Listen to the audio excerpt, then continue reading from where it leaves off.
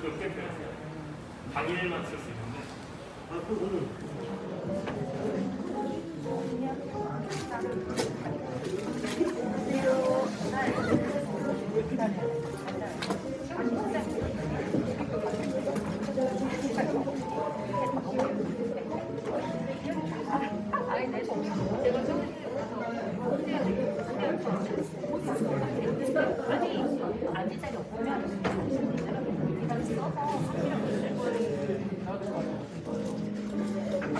수아동들도 있으니까. 네, 잠깐만요. 이제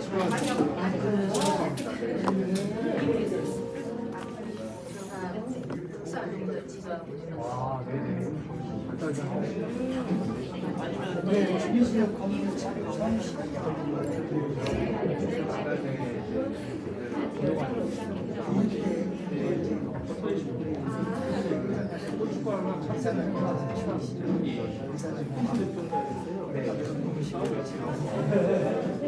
공감에 한 번에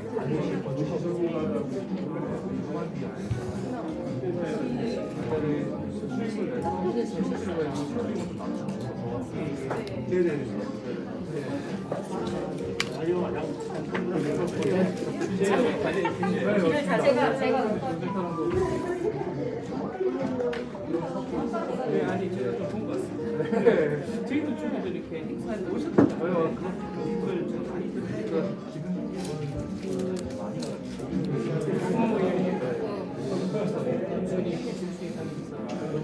잘 몰라가지고 설명을 많이 했었어요.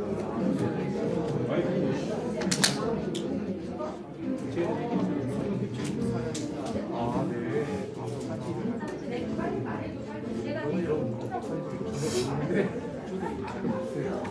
수원에서 있는데 수원에서 이제 시연에 있으니까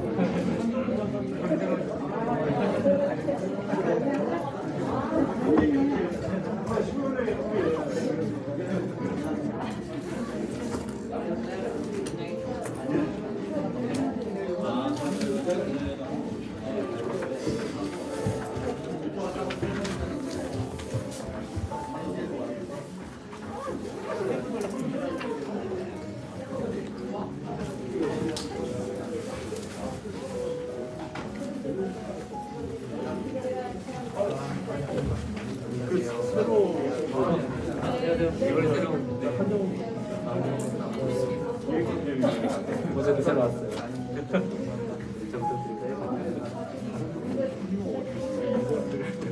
폴리센터장에 저 앞에 1번 부분에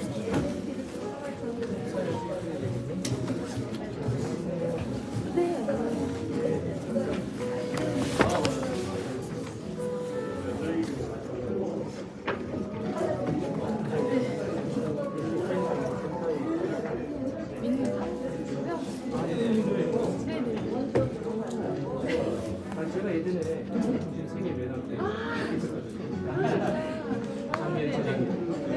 네, 유도에서. 네네네네네.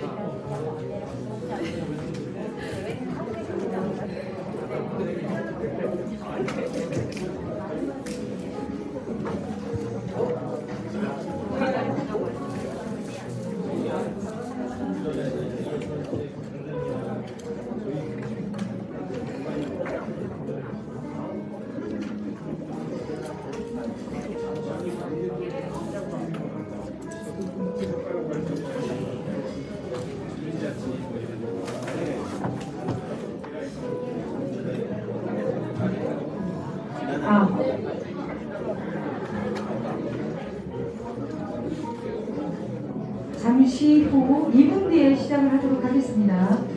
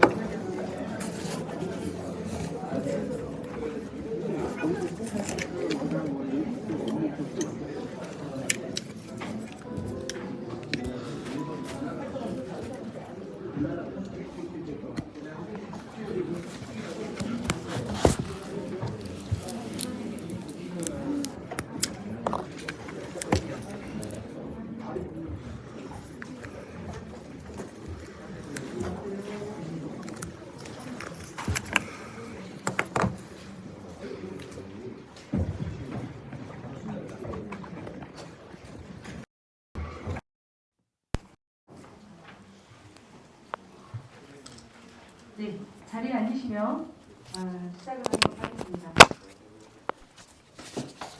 네, 안녕하십니까. 반갑습니다. 저는 경기도 민간유치원의 제도개선분과 임명숙입니다. 반갑습니다. 네, 감사합니다. 하루 이주셔서 감사합니다. 네, 협치적이십니다. 네. 오늘 바쁘신 와중에도 저희 경기도 민간유치원의 포럼에 참석해 주신 여러분께 감사드리고요. 오늘은 저희가 민간유치위원분들 그리고 경기도의 각종위원회 여러분들 그리고 시군에 계신 협치위원분들 그리고 진간지원 조직에 계신 근무하시는 분들 이렇게 모셨는데요. 저희가 생각보다 너무나 많은 좋은 반향이 있으셔서 참석의 요청이 있어서 사실은 예상보다 많은 분들이 오늘 오시겠다고 신청을 하셨어요. 근데 아직 못 오신 것 같은데 저희가 진행하고 있으면서 그분들 함께 하도록 하겠습니다. 한 가지 먼저 좀 하나 말씀드릴 거는 지금 하성 시민신문에서 지금 생중계 중이세요. 그래서 혹시 좀 불편하시거나 소상권을 하셔야 되는 분들은 좀 피디님께 말씀을 좀 해주시면 감사하겠습니다. 혹시 그러신 분들은 개인적으로 말씀해 주시기를 부탁드리겠습니다. 그리고 이제 오늘 이 자리는 민선 7기 협치위원회를 좀 돌아보고 그리고 새롭게 시작하는 민선 8기 협치 체계에 대한 개선 방안 또 우리의 민간의 제안 사항들을 요청하고 이후에 좋은 의견들을 안을 좀 드려서 논의를 드리고 이후에 좋은 의견들을 주시면 그거를 좀 모아서 이후에 지사님이나 부지사님께 공고안을 전달할 예정으로 되어 있습니다. 그래서 오늘 끝까지 남으셔서 2부까지 남으셔서 좋은 의견 많이 주시기를 부탁드리겠습니다. 네, 행사 계획에 앞서서 먼저 국무회의를 하겠습니다. 모두 자리에서 일어나 주십시오. 네, 우측에 있는 태극기를 안에 서주시고요. 국기에 대한 경례.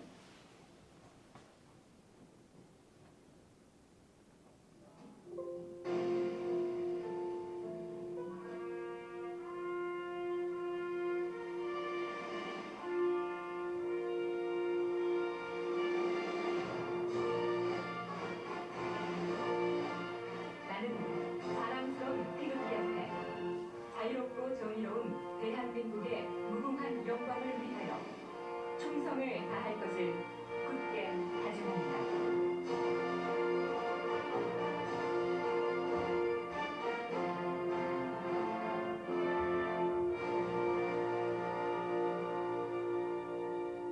바로 이어서 안타깝게도 지난 주말에 큰 참사가 있었죠. 그 참사에 희생된 희생자분들에 대한 추모 묵념이 있겠습니다. 일동 묵념.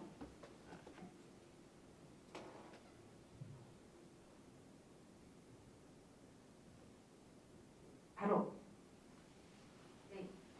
모두 자리에 앉아주시기 바랍니다. 네.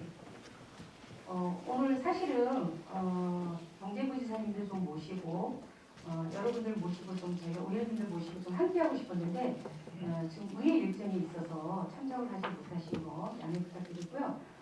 먼저 인사 말씀이 있겠는데요. 두 분의 인사 말씀을 좀 드리도록 하겠습니다.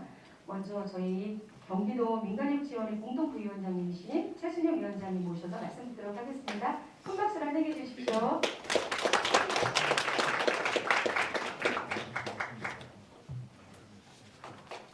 네, 반갑습니다. 방금 소개를 받은 저는 경기도 민간협치위원회 부위원장을 맡고 있는 최순영입니다.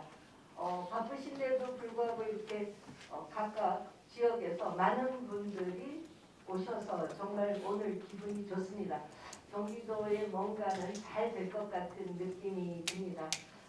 경기도는 사실 그동안에 굉장히 어려움을 많이 겪고 있다가 정말 2년 전에 우리가 다행히도 4년 전이었나요? 네, 뜻이 맞는 지사를 만나서 처음 이제 민간협치위원회를 시작을 했습니다. 그런데 사실 우리가 이제 4년이 돼가면서 참 어려움이 많았습니다. 주로 민간협치로는 서울시 모델을 많은 사람들이 보고 있는데 경기도는 서울하고는 또 다릅니다. 31개 시군구가 있고 그다음에 이제 경기도가 있기 때문에 예산상의 이제 기초지자체의 고난과 이런 여러 가지가 있어서 어려움이 많이 따랐습니다. 그렇지만 그런데도 불구하고 우리가 이제 자리를 잡아가는 중입니다. 그래서 이제 4년의 임기를 우리가 민간협치원에 이제 끝내면서 저희들이 평가를 했어요. 평가를 하고 그리고 이제 이후에 어느 분이 민간협치원에 들어오든지 그분들이 잘 또 발전을 시키기 위해서 오늘 이제 이런 우리가 토론회를 갖게 된 것입니다. 그러니까 많은 의견을 주시면 좋겠습니다. 그런데 안타깝게도 경기도가 지금 기부 개편을 한다 그러면서 협치국을 지금 문제가 있고 과도 지금 문제가 생겼습니다. 그래서 생겨서 이거를 이제 어떻게 해야 되나. 그래서 오늘 이 토론회가 더 중요한 것 같습니다. 사실 이 거버넌스는 거스를 수가 없습니다. 이제 세대가 그렇게 가고 있습니다. 그래서 그 중요한 거는 우리는 인디안들의 속담에 이런 거 있습니다. 상대방을 알려면 그 사람의 신발을 신어보라 그랬습니다. 그렇듯이 우리 시민단체 활동하는 사람과 또 행정공무원과 중간의 역할 이런 여러 가지의 우리가 해온 역할은 다르지만 목적은 같을 거라고 생각을 합니다. 그런 의미에서 우리가 오늘 좋은 의견을 모아서 정말 경기도가 이번에 제대로 잘 안 된다면 힘을 모아서 우리는 다시 바로 잡고 더 발전되는 그러한 민간협치위원회가 되기를 우리가 모두의 힘을 모아야 할 것입니다. 그거는 여러분들의 다 희망일 거라고 저는 생각합니다. 그리고 같은 마음일 거라고 생각을 합니다. 그런 측면에서 오늘 열띤 토론을 주셨으면 감사합니다. 오늘 발제와 사회와 또 맡아주신 분께도 감사의 말씀을 드립니다. 감사합니다. 네, 의원님 감사드립니다. 네, 다음은 저희 행정을 비롯해서 오늘 아까 말씀드린 대로 이사님, 국장님 다 참석을 못하셨습니다. 또 저희도 경기도 민간협치과에 박영경 과장님 모시고 인사 말씀 듣도록 하겠습니다. 아, 이쪽에 계시군요. 네, 어서 오십시오. 박수를 한번 해주십시오. 네, 안녕하세요. 반갑습니다. 민간협치과장 박연경입니다. 다시 인사드리겠습니다. 네, 저희 국장님이 참석을 하고자 하셨어요. 늦더라도 꼭 오시겠다고 몇 주 전부터 말씀을 하셨었는데 공교롭게 오늘 의회 도정 질문 일정이 또 굉장히 좀 길어졌어요. 그저께까지는 좀 일찍 끝나는 걸로 돼 있었는데 그래서 불가피하게 참석을 못하셨고요. 이 부분 양해를 해주시기 바랍니다.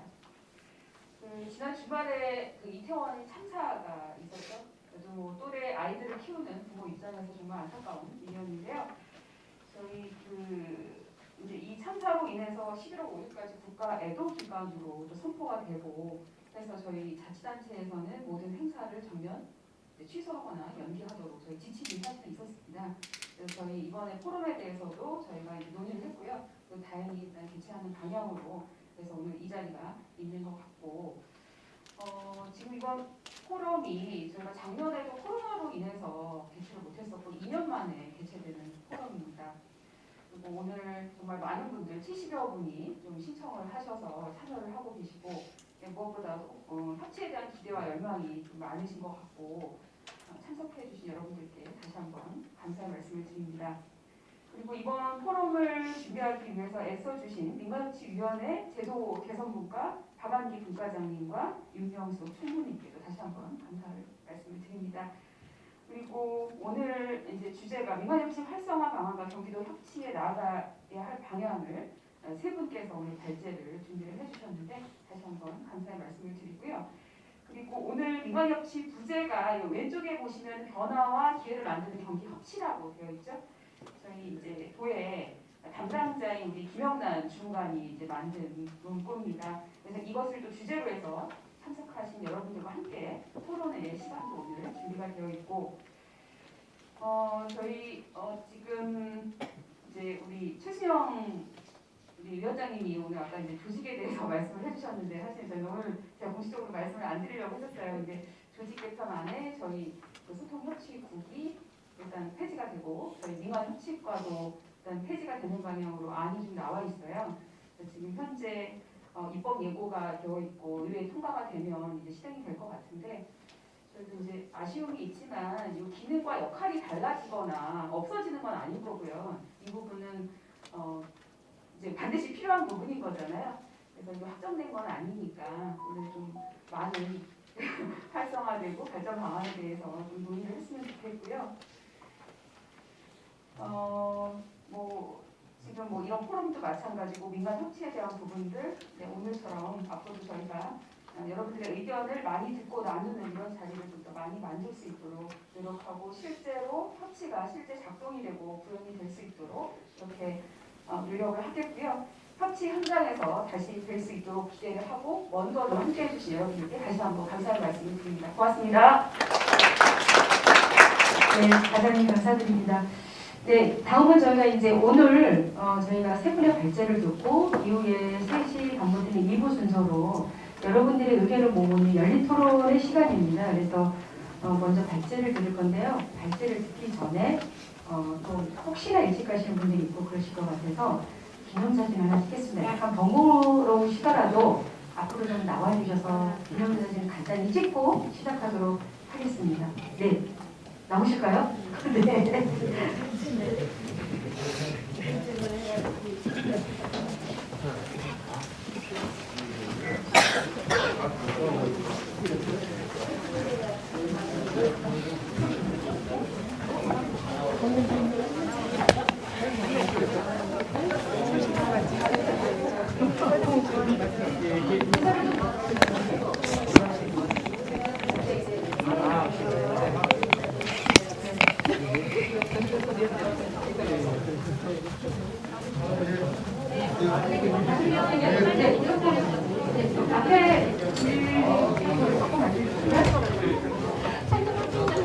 앞줄에 앉으시면 기회를 쓰는 걸로 여기에도 지원관 여기 하나만 더 주세요. 의자 하나만 더 주세요. 앉으세요. 얼른 앉으세요. 앉으십시오. 네, 앉으십시오.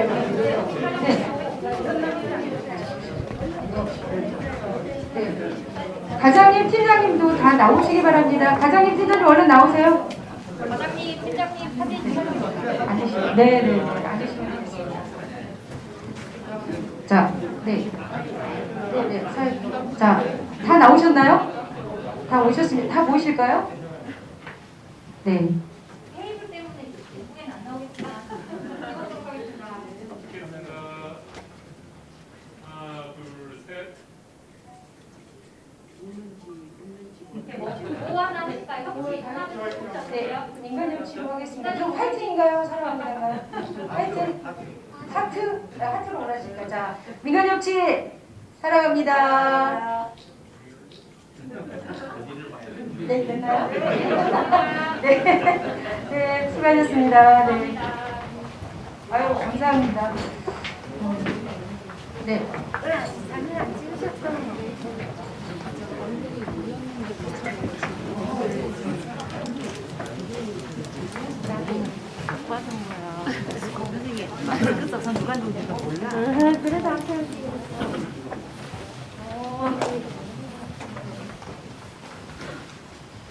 네, 1부 그러면 시작하도록 하겠습니다.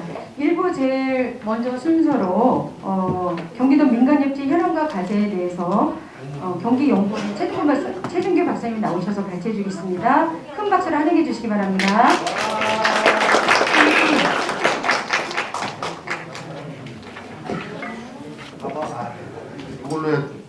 이걸로 해야 되는 거죠?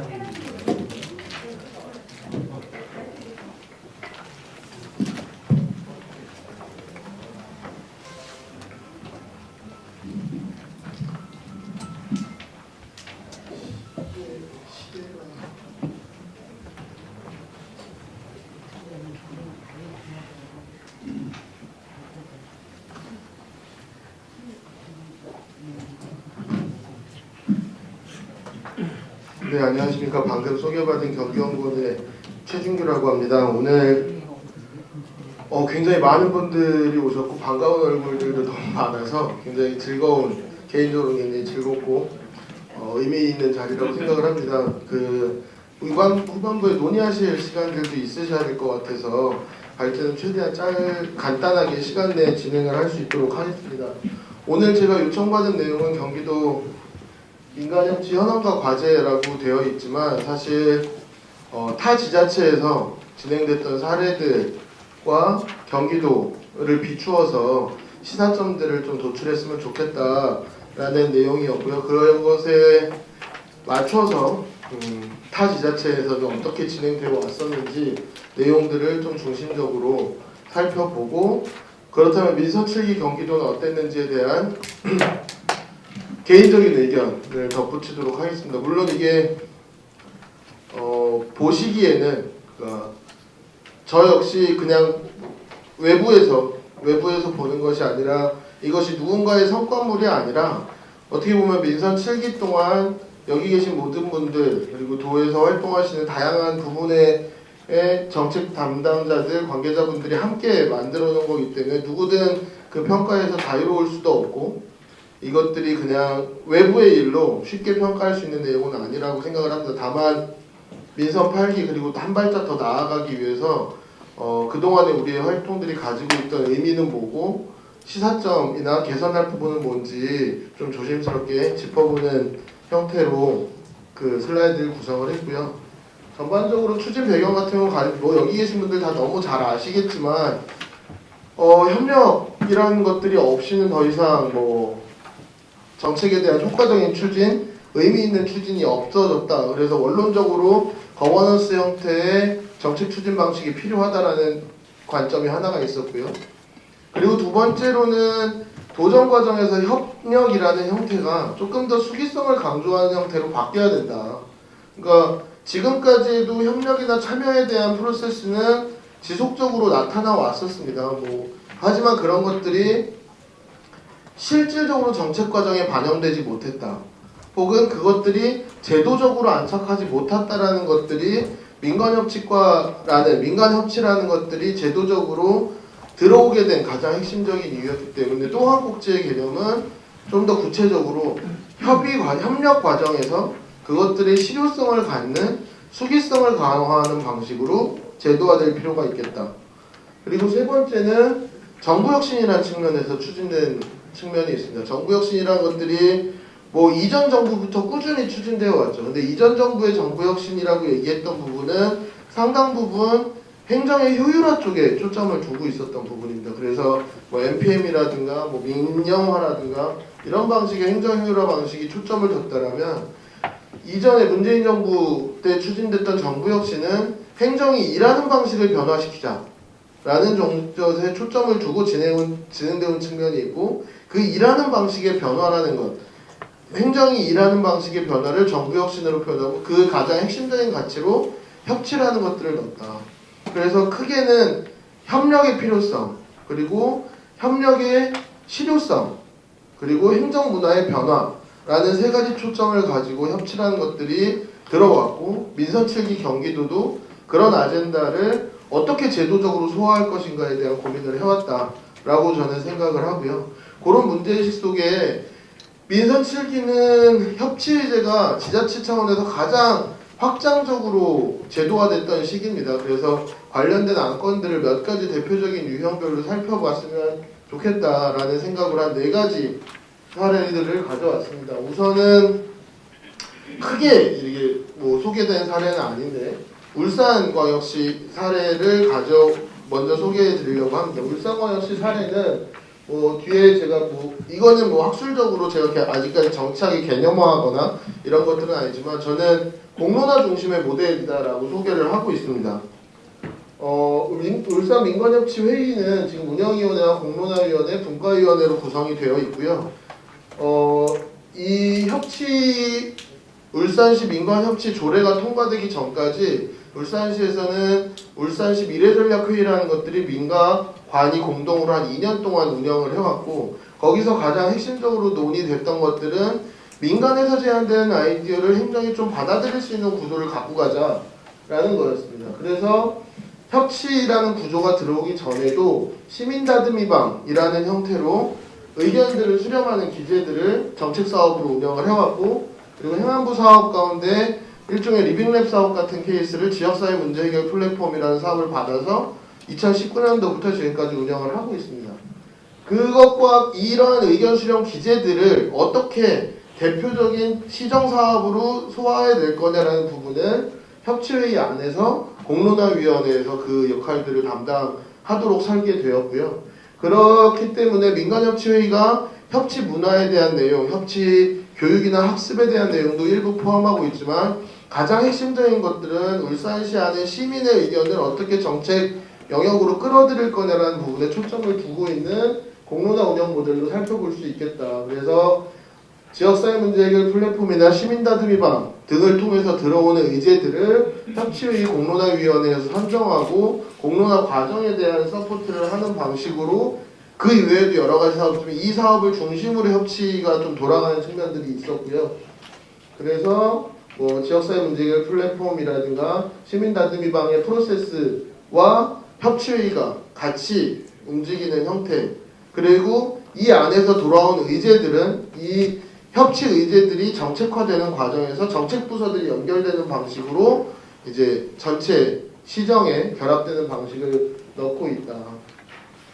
두 번째는 일단 세 번째 발제를 해주시는 박완기 소장님 자료에도 좀 더 상세하게 포함되어 있지만 수원시 좋은시정위원회 사례입니다.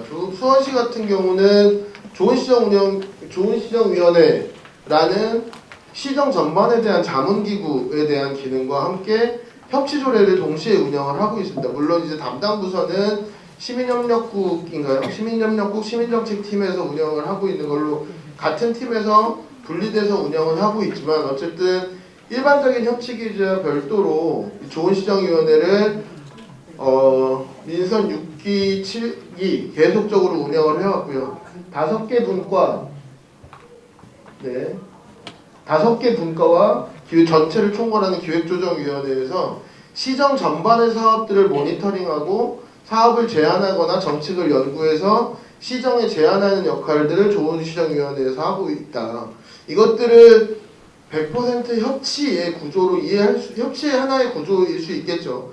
협치 하나의 구조이고 시정 전반에 대한 자문기구 형태로서 다만 그 자문기구의 실효성들을 좀 높여주고 시와 협력하는 관계들을 좀 더 구조화시켰다는 점에서 의의를 갖는 거죠. 다만 이 형태는 엄밀하게 생각하면 사실 각 부문별 위원회의 실질적 기능들이 정지해 있기 때문에 대승적으로 만들어 놓은 형태일 수도 있겠다. 그리고 기존의 협치 구조와 중복되는 형태일 수도 있겠다라는 한계점들은 있습니다. 그럼에도 불구하고 굉장히 실효성 있는 부문별 의견들을 정기적으로 민과 관이 한자리에서 논의하는 형태들을 제안해 주고 있고 실제 민선 8기 경기도에서 지금 공약 관련돼서 자문기구를 운영하는 형태와 매우 유사한 모습을 보이고 있어서 하나의 참고할 만한 사례로 볼 수 있을 거고 이런 것들을 일종의 자문기구 모델 형태로 볼 수도 있겠다. 세 번째는 앞에서 인사말 하시면서 이제 위원장님께서도 말씀해 주셨지만 민선 7기의 서울시 모델입니다. 서울시 같은 경우는 민선 5기, 6기, 7기를 거치면서 사실 아주 초기적인 단계에서부터 지속적으로 협치의 모델을 고도화시키는 노력들을 해왔고 어떻게 보면 민선 6기 서울시에서 추진했던 상당한 사업들을 타 지자체 민선 7기에서 제도화한 측면들이 있고 민선 7기 서울시에서는 그것보다 훨씬 더 안정적 제도적 기반을 갖고자 했고요. 그 제도적 기반이 대표적으로 서울시 민주주의위원회 형태의 합의제 행정기구로 안착시키는 방안이었습니다. 실제로 저기에서는 자문이나 협의 기능을 넘어서서 실질적인 심의와 조정 기능을 행정기구 안에서 서울시 민주주의위원회라는 합의제 행정기구 안에서 진행한 바가 있고 이 내용은 구체적으로 협치가 원론적으로 이야기해왔던 의사결정 권한의 공유라는 측면에서 매우 유의미한 사례였다라고 얘기를 드릴 수 있을 것 같습니다. 다만 앞에서 얘기했던 사례들 모두가 안타깝게도 수원시 같은 경우를 일부를 제외하고는 상당 부분 지금 다 전면적으로 재조정하고 있는 단계에 있다는 것들은 사실 좀 안타까운 일입니다. 울산시도 협치 관련된 시스템들이 행정체계에서부터 다 전면적으로 조정되고 있고 서울시 같은 경우 잘 아시겠지만 민선 7기 리더십의 교체라든가 민선 8기에 들어오면서 관련된 의제들 서울시 민주주의위원회에 대한 조직 개편 등들이 있어서 이 사례가 지금도 이어지고 있다라고 얘기를 할 수는 없지만 어쨌든 민선 7기의 다양한 스펙트럼들은 이런 방식으로 이루어져 왔다. 이런 것들을 협치의 제도화 형태의 모델이라고 제시를 한다면 마지막으로는 어떻게 보면 경기도와 가장 유사한 형태일 겁니다. 종합형. 그러니까 우리는 다 하겠다라는 것들을 가지고 가는 거죠. 그래서 수기 공론화 모델도 들어가고 제도 개선도 들어가고 일종의 자문기구처럼 위원회 모델도 들어가서 모든 것들을 좀 종합적으로 살펴보겠다라고 하는 것들이 어떻게 보면 광역도 협치 모델에서는 가장 일반적으로 발견되는 형태고 경기도도 그런 형태를 가져왔고 대표적으로 가깝게는 인천시가 민관 협치회의였나요? 네. 협치와 관련된 민관 동행위원회를 구성하면서 경기도와 매우 유사한 형태의 협치 계획을 갖고 가는 종합형 모델을 추구하게 됩니다. 각각의 장단점들이 있을 거라고 생각을 합니다. 각각의 우리가 의견 수렴이나 시민들의 의견 수렴이나 참여를 강조하는 공론화 쪽에 포커스를 두겠느냐 아니면 제한된 참여이긴 하지만 어떻게 보면은 조직화된 시민사회를 중심으로 한 제한된 참여이긴 하지만 정책에 실질적으로 시민사회의 의견을 반영시킬 수 있는 자문기구 형태의 뭐냐 그렇지 않으면 더 나은 경험을 바탕으로 좀 더 제도화된 형태의 공동통치 방안을 제시할 거냐라는 부분들 그리고 아니면 종합형이라는 것들이 모든 부분을 아우르지만 어떻게 보면 색깔 자체가 굉장히 옅어질 수 있는 그런 단점들을 어떻게 극복할 거냐라는 측면에서 시사점들을 좀 얻을 수 있을 것 같고요. 경기도 민관협치에 관련된 사안들은 여기 계신 위원님들이나 중간지원 조직 각 현장에 계신 분들이 저보다 훨씬 더 잘 아실 거라고 생각을 하지만 민선 7기 공약 사업으로 추진이 됐고요. 여러 가지 정책 지향들을 포함하고 있습니다. 앞에서 말씀드렸듯이 경기도 민간협치의 내용은 상당히 방대한 카테고리의 내용을 담고 있습니다. 계획과 지향상으로는 방대한 내용을 담고 있다. 그것들이 어떻게 보면 광역도의 특성, 행정 특성을 반영하는 것이기도 하고요. 그리고 초기의 의지들을 반영했던 내용이기도 합니다. 그래서 민간협치는 초기에 제안됐을 때 경기도지사, 그러니까 선출된 권력이 가지고 있는 권한의 일부분을 시민들에게 재위임하는 과정을 통해서 어떻게 공동통치의 내용들을 제도화시켜낼 것이냐. 그것들이 지금 여기 포럼도 운영하고 있지만 리더십 차원, 그리고 추진 체계 측면에서, 그리고 주체별 역량 차원에서 어떻게 만들어낼 거냐라는 고민을 가지고 협치 조례를 제도화했고 협치 3년간의 협치위원회 운영들의 기반이 되었습니다. 협치라는 것들은 이 다음 슬라이드에서도 얘기하겠지만 전체적인 경기도정 전반을 아우르는 내용이긴 합니다만 어쨌든 초기에 촉매제로서 추진 동력을 갖기 위해서는 민간협치와 유사한 가장 친밀하게 이해도가 높은 시민사회라든가 공동체 자치, 사회적 경제, 환경 등의 영역에서 조금 더 선도적으로 치고 나갈 필요가 있겠다는 내용들도 함께 공유됐었던 내용이고요. 그에 따라서 경기도 2019년도에 발표된 경기도 민간협치 기본계획상의 3가지 목표와 추진 전략, 주요 핵심 과제들은 다음과 같이 제시가 됩니다. 민간협치의 제도적 정의는 이러한 부분인데요. 제가 보여드리고 싶은 것들은 어쨌든 경기도 민간협치 제도 이 내용이 기본계획이 포함하고 지향하고자 했던 것들은 협치 제도의 운영, 민간협치위원회를 어떻게 운영할 거냐, 공익활동지원센터를 어떻게 운영할 거냐 라는 사업적인 아주 협치 제도의 다이렉트로 직접적으로 연관되는 운영 부분에 국한되는 것도 아니고 앞에서 말씀드린 것처럼 초기 전략으로서의 촉매제의 역할을 할 수 있는 사회혁신 분야에 국한된 내용도 아닙니다. 원론적이고 지향적으로 봤을 때 경기도정 전체 도정의 행정 패러다임을 바꾸고자 하는 문화 프레임이어야 되고 그러한 정책으로 나갔어야 된다. 그런데 과연 경기도에서 협치라는 것들을 평가한다면 어떤 의미를 가질 수 있을까? 물론 여러 가지 한계점들을 쉽게 지적할 수도 있겠지만 그 전에 경기도정 차원에서 민간과의 협력이 필수적인 요소다. 제도 추진의 필수적인 요소이고 핵심적인 가치라는 것들을 제도적으로 천명한 첫걸음이었거든요. 그 부분은 굉장히 유의미한 시사점을 제공하고 있다. 그리고 첫 발짝을 떼고 있다는 점에서 그리고 시민사회라는 부분들을 명시적으로 파트너로 언급하고 있다는 점에서 의미를 가질 수 있지만 부분적으로는 한계들도 노출될 수 있다라고 판단을 합니다.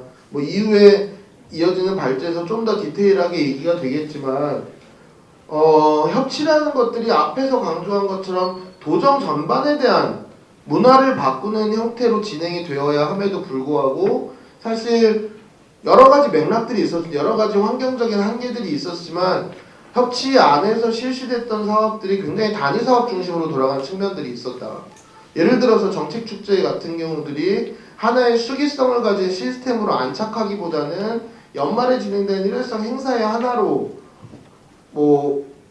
평가되는 형태들. 물론 그 여기는 돼지열병도 있었고 코로나도 있었고 여러 가지 제도적인 한계들, 예산이나 조직에 대한 문제들 여러 가지들이 복합적으로 나타났지만 어쨌든 결과적으로 봤을 때 과연 우리가 공론장 운영이라는 것들을 도정 차원에서 상시적인 수기 시스템으로 만들어냈냐 거기에는 미치지 못했다라는 측면들이 있을 거고요.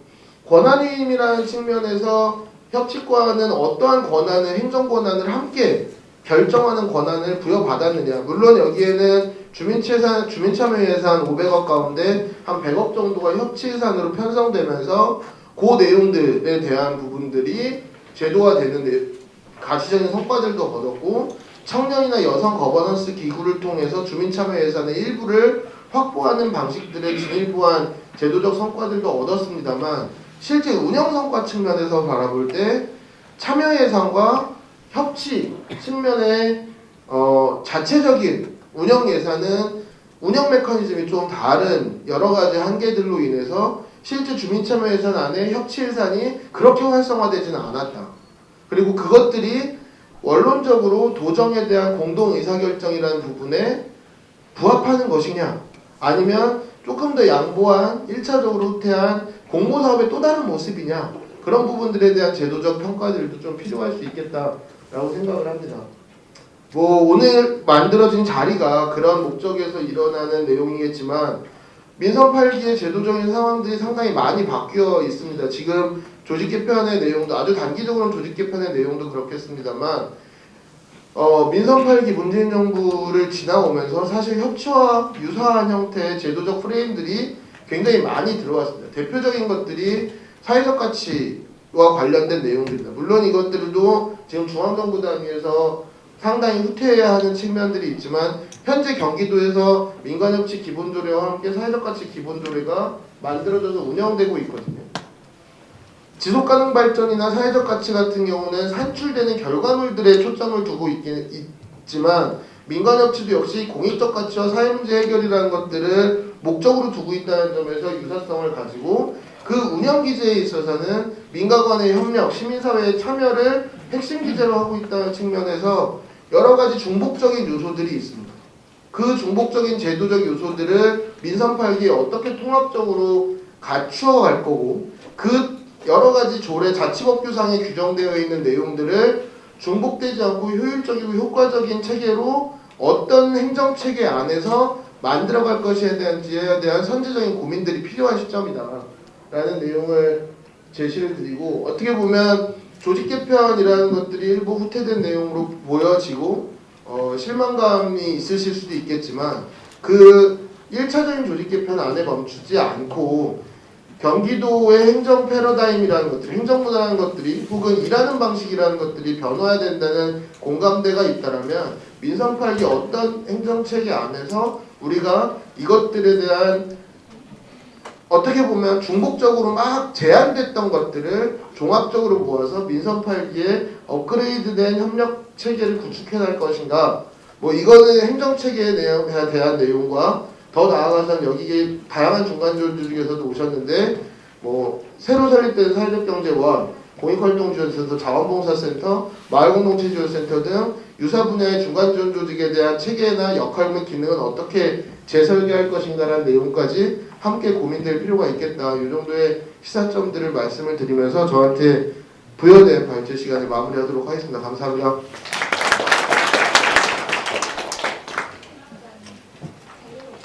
네, 박사님 감사드립니다. 저희가 조금 더 많은 분들이 오셔서 함께 저희가 아까 설명드린 함께 인사하는 자리를 박수를 한번 쳐드릴까 싶은 생각이 듭니다. 서로에게 환영의 박수 보내주시면 감사하겠습니다. 테이블에서 같이 계신 분들 인사 좀 나누시고요. 사실은 아까 박사님 잠깐 거론해 주신 것처럼 각 분야의 사실은 협치라는 것이 각 분야에서 다 필요하기도 하고 매우 중요하다고 생각이 들고요. 그 중에서도 가장 협치적으로 밀접하게 할 수 있는 위원회, 중간조직 이런 분들 같이 모셨습니다. 그래서 그리고 또 굉장히 협치에 대한 식견이 있으신 분들 모셨는데요. 그래도 또 충분한 이해를 드리기 위해서 저희가 발제 세 꼭지를 준비했고 다음은 요즘 핫하다는 강명시 사례를 한번 들어볼까 합니다. 그래서 강명시 박은호 협치조정관님 모시고 강명시 사례를 한번 듣도록 하겠습니다. 큰 박수로 환영해 주십시오.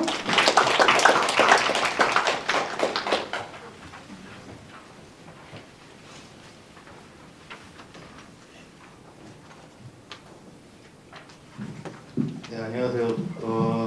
광명시에서 민간협치조정관으로 일을 시작한 지 한 2년이 다 2년 정도가 지난 것 같습니다.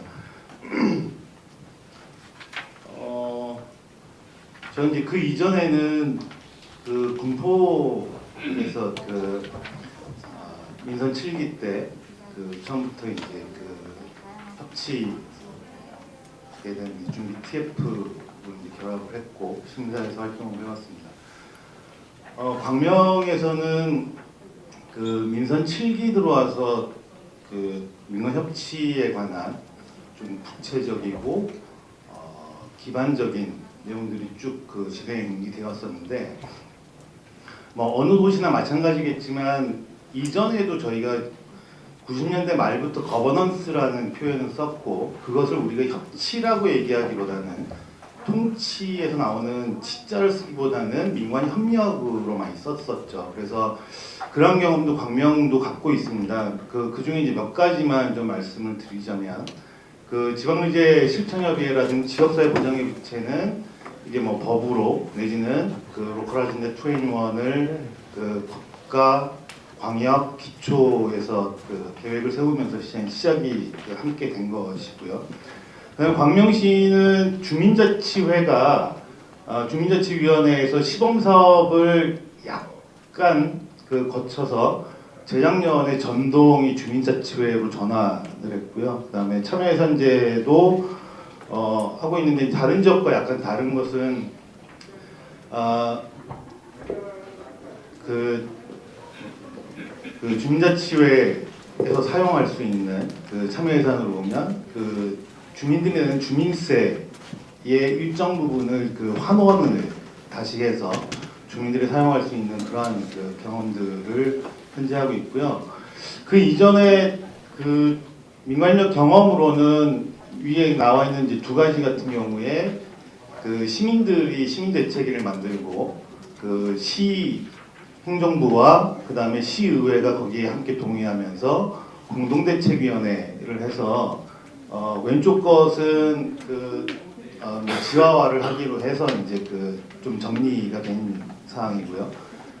구로 차량 기지와 관련해서는 언제 끝날지 모르는 지난한 싸움을 이제 계속하고 있는 거고. 그 다음에 광명 민주시민교육 네트워크 현재 이제 그 경기도 6개인가 7개의 기초 지역에 이제 민주시민교육센터가 있습니다. 도에서 그 50%를 지원하고 시군에서 이제 매칭해서 하고 있는데 그 광명 같은 경우에는 민주시민교육센터가 설립되기 훨씬 이전부터 이것이 이제 다른 도시와는 조금 다른 것 같아요. 민주시민교육센터에 대한 그 도 단위에서 논의가 이루어질 때 그 기초 시군들이 이제 민주시민교육 네트워크를 논의를 시작했다라고 하면 광명은 이미 오래전부터 이제 평생학습 도시를 표방을 하면서 민주시민교육에 대한 논의가 그 시민사회 중심으로 이제 시작이 되었었고 그래서 교육센터와 관계없이 그 광명 평생교육원이 출연기관이나 뭐 이런 데서 운영하는 것이 아니라 시가 지정하고 있는 기관인데 평생학습원과 시민사회가 함께 민주시민교육에 대한 그 논의와 공론 과정을 한 3년 정도 쭉 이어왔고 그래서 민간 단위는 민주시민교육 네트워크를 구성을 하고 거기에 한 주체로 행정조직도 들어와 있는 형태의 민주시민교육 네트워크를 운영을 하고 있습니다. 이제 그 안에서 민주시민교육센터를 어떻게 그 설치하고 운영을 할 거냐라고 하는 그 논의와 결정 자체를 함께했던 뭐 지금으로 보면 그 협치 사업이 되겠고요. 그 옆에 있는 평생학습 네트워크 같은 경우에는 그 현재는 이 네트워크의 논의 과정이 민간 협력 그 활동으로 쭉 이어져 오다가 현재는 광명의 지역을 5개 권역으로 나누어서 그 지역별 실무위원회를 구성하고 그래서 평생학습 축제와 평생학습 커리큘럼을 각 권역별 단위로 그 운영을 1년 동안 쭉 해가는 이러한 과정들이 있고요. 그 다음에 그 다른 지역보다 조금 자랑이 될 만한 거는 그 광명에서 다른 도시들도 그 경험이 있으실 겁니다. 이제 2017년에 그때 그 경기도가 에너지 자립 2030을 해서 전체 추진위원회를 만들고 각 그 에너지 생산 분과 무슨 뭐 이렇게 효율화 분과 뭐 이렇게 나누어서 쭉 진행이 되면서 시군에서의 에너지 자립을 지원하겠다라고 해서 시군이 법정 계획은 아니지만 에너지 자립 계획을 수립을 하게 되면 그 비용의 상당 부분을 도가 지원을 하겠다라고 해서 이제 공모를 받았는데 여러 군데가 거기에 응했고요.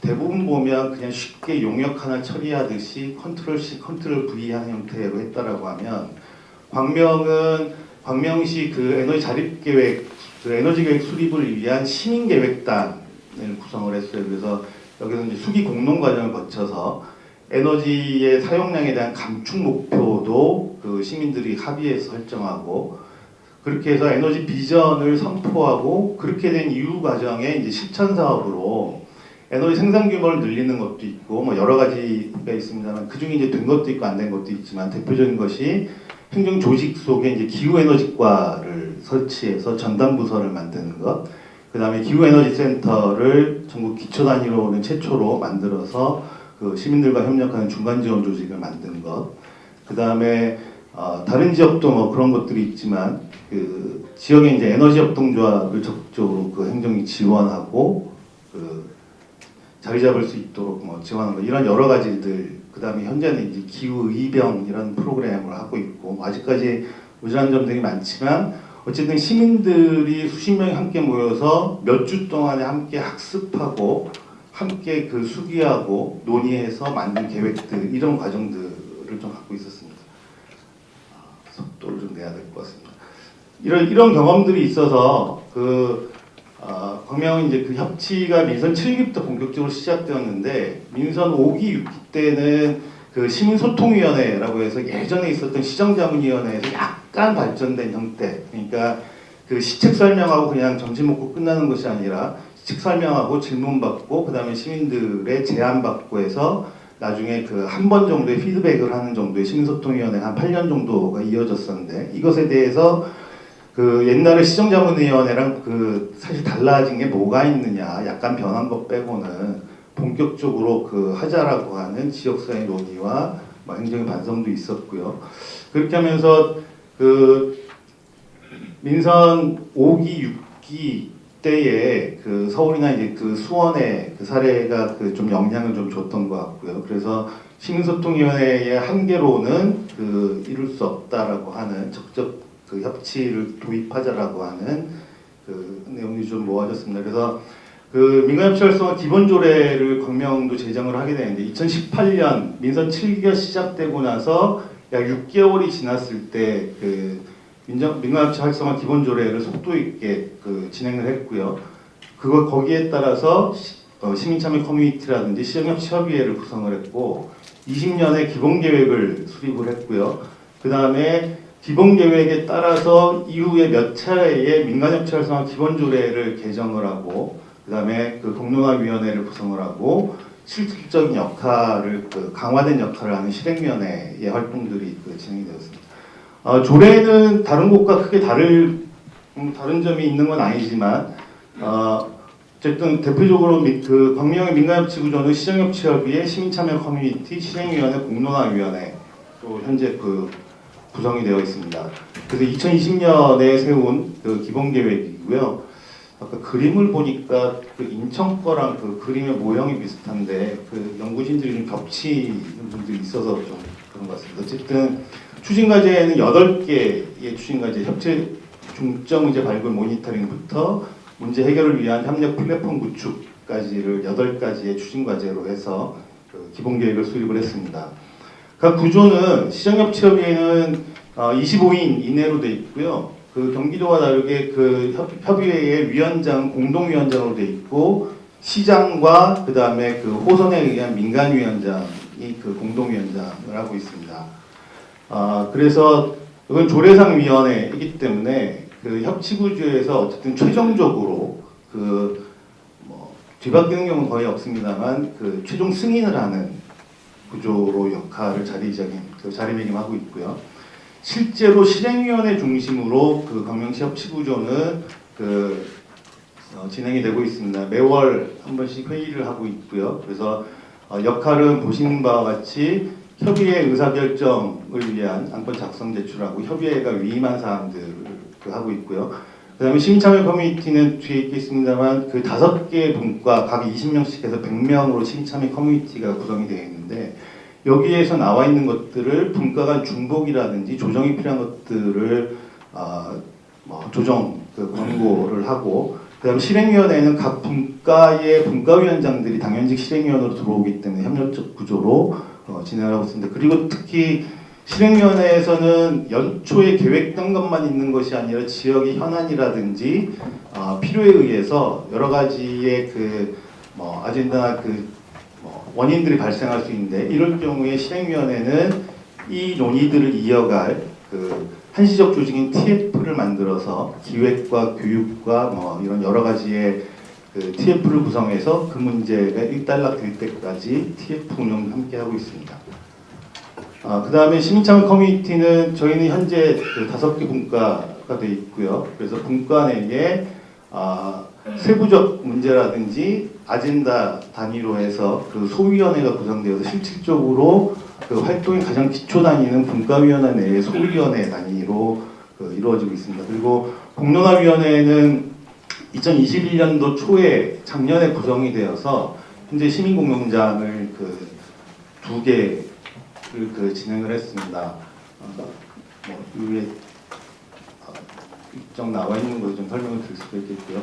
현재 경비도에 있는 각 기초의 협치 구조가 좀 제각각인 측면들이 좀 있습니다. 그래서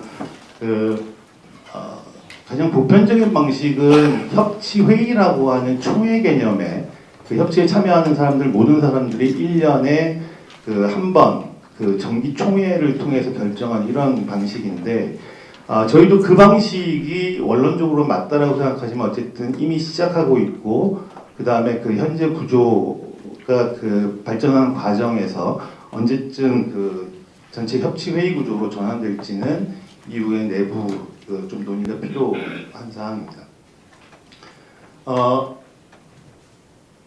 이거는 이제 저희가 이제 2021년도에 2년간의 협치 1기를 마치고 그다음에 2기에 들어가면서 1기 평가의 과정들을 전반적으로 좀 시행을 했고요. 그거에 따라서 특히 시민참여 커뮤니티가 어떤 방식으로 활동을 할지에 대한 논의를 주로 했습니다. 그래서 주로 내용들은 액티브한 분과 활동이 될 수 있도록 분과에서 그냥 회의만 하는 구조가 아니라 지역 조사와 그 다음에 지역 시민들의 의견을 듣는 청책 기능을 충분히 발휘해서 아젠다를 발굴하는 것과 그 다음에 이전에 비해서 시정 정보에 대한 능력을 좀 키우고 그 다음에 정보량을 많이 제공하는 형태 이런 내용들이 중심이 되어서 현재 협치가 내년 7월까지 활동을 하고 있습니다.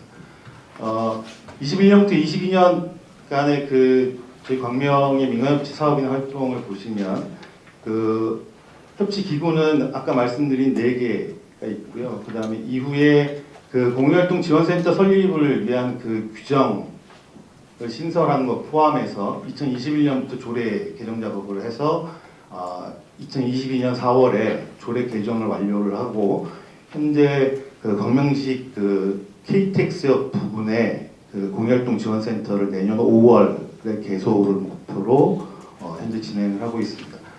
그 다음에 토론 운영을 활성화한 것이 협치 1기 때와는 좀 다른 것 같아요. 보시면 아젠다별 토론도 있고요. 그 다음에 작년 말 같은 경우에는 광명시가 2020년도에 지속가능 발전 목표를 발표를 했습니다. 그래서 SDGs와 관련되어서 이것을 협치의 방식으로 풀어나갈 협치 의제를 발굴하는 청책 토론회를 진행을 했고, 그것은 이제 이후의 자료를 보시면 저희가 주민 참여 예산이나 협치 정책 제안 형태로 연결을 했고요.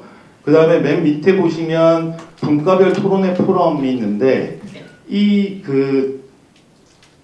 그냥 청책을 해서 그 자리에서 정책 제안이 되는 방식이 아니라 필요한 곳들은 분과별로 지역 조사를 진행을 하고 시민들의 의사를 물어서 그것이 좀 정제된 내용들로 토론회를 열고 그래서 전문가 의견과 그동안에 활동을 해온 시민들, 분과원들의 의견들을 종합해서 정책 제안의 한 장을 만드는 이러한 과정들을 진행을 해왔습니다. 그리고 시민공론장 운영은 평생학습 장학금 지급 방안과 관련된 시민참여 공론조사를 21년도 6월달에 진행을 했고요. 그 다음에 초등학교 통학로와 관련해서 지역 공동택 주민들 간의 분쟁이 한 6년 동안 이어져 온 분쟁이 있었습니다. 한쪽은 아이들 안전을 위해서 육교를 놔달라.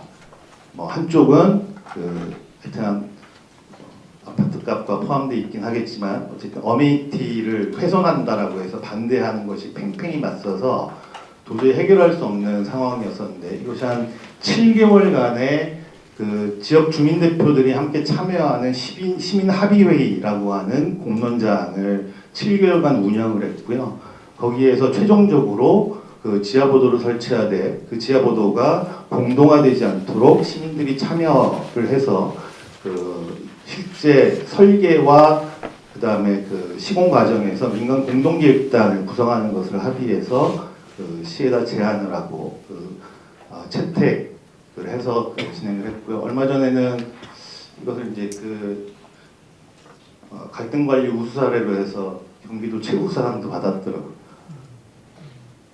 그 다음에 현재 저희가 공익활동지원센터를 설치하는 것을 지금 진행 중에 있고요. 그 다음에 또 하나는 저희 현재 이제 그 고민 중에 하나는 그 주민자치회가 이전보다 협치적 방식으로 지역 마을 주민들과 어떻게 협력해서 일을 진행해 나갈 수 있을까라는 것 하나하고, 그 다음에 중간 지원 조직이 뭐 다른 지역도 마찬가지겠습니다만 사업하는 방식이라든지 그 다음에 지역 주민 단위 당사자 활동가들과의 관계 이런 것들에 대한 이제 고민이 많은데 광명도 마찬가지입니다. 그래서 이 문제를 해결해 나가기 위해서 올해 중간 지원 조직 발전 방안 연구를 했고, 광명시에 있는 중간 지원 조직 하나하나가 또 하나의 이제 협치 플랫폼이 되고, 거기에서 운영되는 사업과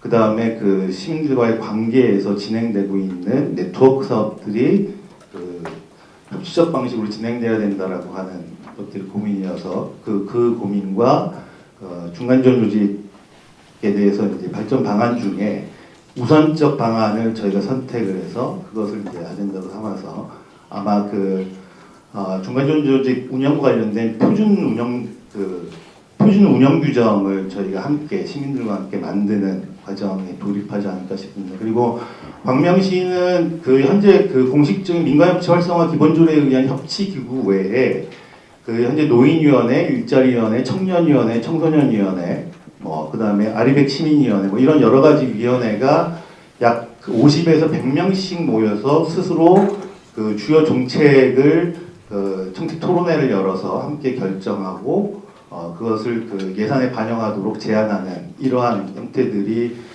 시정 전반에 있어서 협치적 방식으로 하려고 하는 노력들은 이어지고 있는데, 단 좀 아쉬운 것은 가장 중요한 것이 그 과정에서 이제 수기와 그 내에서 이제 공론의 과정을 거쳐서 보다 좀 고민이 많이 된 내용으로 결과가 나와야 되는 이런 숙제들은 함께 갖고 있는 것 같습니다. 나머지 내용들은 저희 어떤 사업들이 제안됐고 했던 내용이기 때문에 여기까지 말씀드리겠습니다. 고맙습니다. 네, 감사드립니다, 조정관님. 나머지 부분은 참고 자료 하시면 좋을 것 같고요. 그리고 저희가 세 분 발제 들은 다음에 혹시 궁금한 점 있으시면 그때 한꺼번에 질문을 받도록 하겠습니다. 이제 정말 좀 실질적이고 가장 밀접한 내용일 것 같습니다. 마지막 저희 이제 협치위원회 2기인데요. 2기들은 제대로 된 협치체계를 좀 세우겠다라는 걸 저희 사명으로 생각하고 저희 임기 동안 해내려고 하고 있습니다. 민서필 8기 경기도 민간협치체계 개선 방안에 대해서 박한기 제도개선 분과장님 모시고 말씀 듣도록 하겠습니다. 큰 박수로 환영해 주십시오.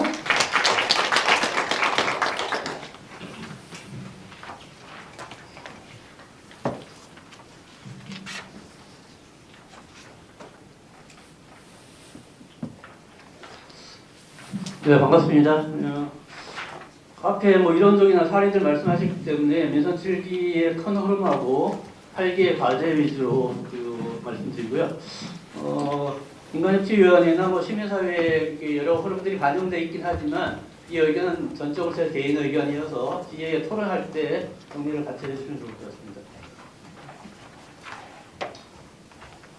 민선 7기 경기도 민간협치위원회 구성하고 관련해서 다들 아시니까 짧게 먹었습니다. 도례회에서 구성됐고 지사님이 위원장, 부위원장님이 2분, 그다음에 운영위원회하고 3개 국가위원회가 있었고 생활집회청산특위는 별도의 구조를 해서 민간협치위원들 중에서 있었고 여기는 기조실 쪽에서 담당을 했습니다. 그다음에 기본적인 활동을 민간협치 활성 기본계획 수립하고 추진하는 것 여기에 따라서 거의 4년 동안 쭉 진행을 했고요. 주요 활동하고 관련해서는 운영위원회에서는 민간협치 활성화 기본계획 수립하고 협치 활성화 실행계획 수립하고 협치 워크숍 구성하는 이런 형태로 되어 있고요. 그다음에 제도개선문과에서는 도위원회 제도 개선 공고, 도중장기 계획 협치 진단 개선 공고, 주민 참여 예상 민간협치형 사업 개선 공고, 민간협치 포럼 오늘 하는 운영이 있었고요. 그다음에 중간에 그 주민 참여 예산 민간협치형 사업이 경기도 바뀌면서 이걸 주관하는 게 제도개선문과였고요. 협치 역량 평가 제도를 도입해서 진행했습니다. 그다음에 의대 형성문과는 정책 축제 토론의제를 발굴해서 진행하는 걸 매년 진행하고 도시군 협치 플랫폼 조성하는 것, 그다음에 도의 협치의제 사업 추진하는 것 이렇게 크게 구성되어 있습니다. 그리고 역량강화문과는 도민 및 공무원에 대한 협치 교육을 실시하는 것, 그다음에 협치 교재 개발하고 동영상 개발하는 것 이렇게 있고요. 그다음에 공통 사안으로 민간협치 획수를 2번 발간했습니다. 그다음에 그 뒤에 회의 개최하는 거 한번 보시면 2019년에는 정기회의로 전체 회의 2번, 운영위원회 8번, 부위원회 18번에서 한 28번 정도의 회의가 있고요. 2021년, 2022년 들어와서는 코로나 영향도 있었고, 그 다음에 이후에 이제 도의 중간에 평화부시장님 사임하고 도시장님 사임하고 뭐 이런 과정들 몇 가지가 겹치면서 활동이 조금 더 줄었습니다. 그 다음에 성과 환경하고 관련해서는 짧게 말씀드리면 첫 번째는 민간협치 제도 개선 공부를 통한 협치 도정 체계 마련. 여기는 주로 이제 제도 개선 문과에서 안을 마련하면 위원회 전체적으로 확인해서 이제 지사님한테 권고하는 그런 과정이었는데 도의 위원회 제도에 대한 개선 공부, 그다음에 도의 중장기 계획 협치 진단기 개선 공부, 주민 참여 예산의 민간협치 사업 개선 공부 이런 것들이 집중됐고요. 그다음에 협치 도정 운영 촉진을 위한 협치 역량 평가 제도는 여기는 주로 이제 부서에서 조금 많이 강조를 하셔가지고 도의 공직자 전부에 대한 평가 여기를 협치적인 협치 역량 평가 제도를 통해서 과단위를 평가하는 그런 형태로 진행돼서 작년에 처음 역량평가가 실시됐고요. 그 다음에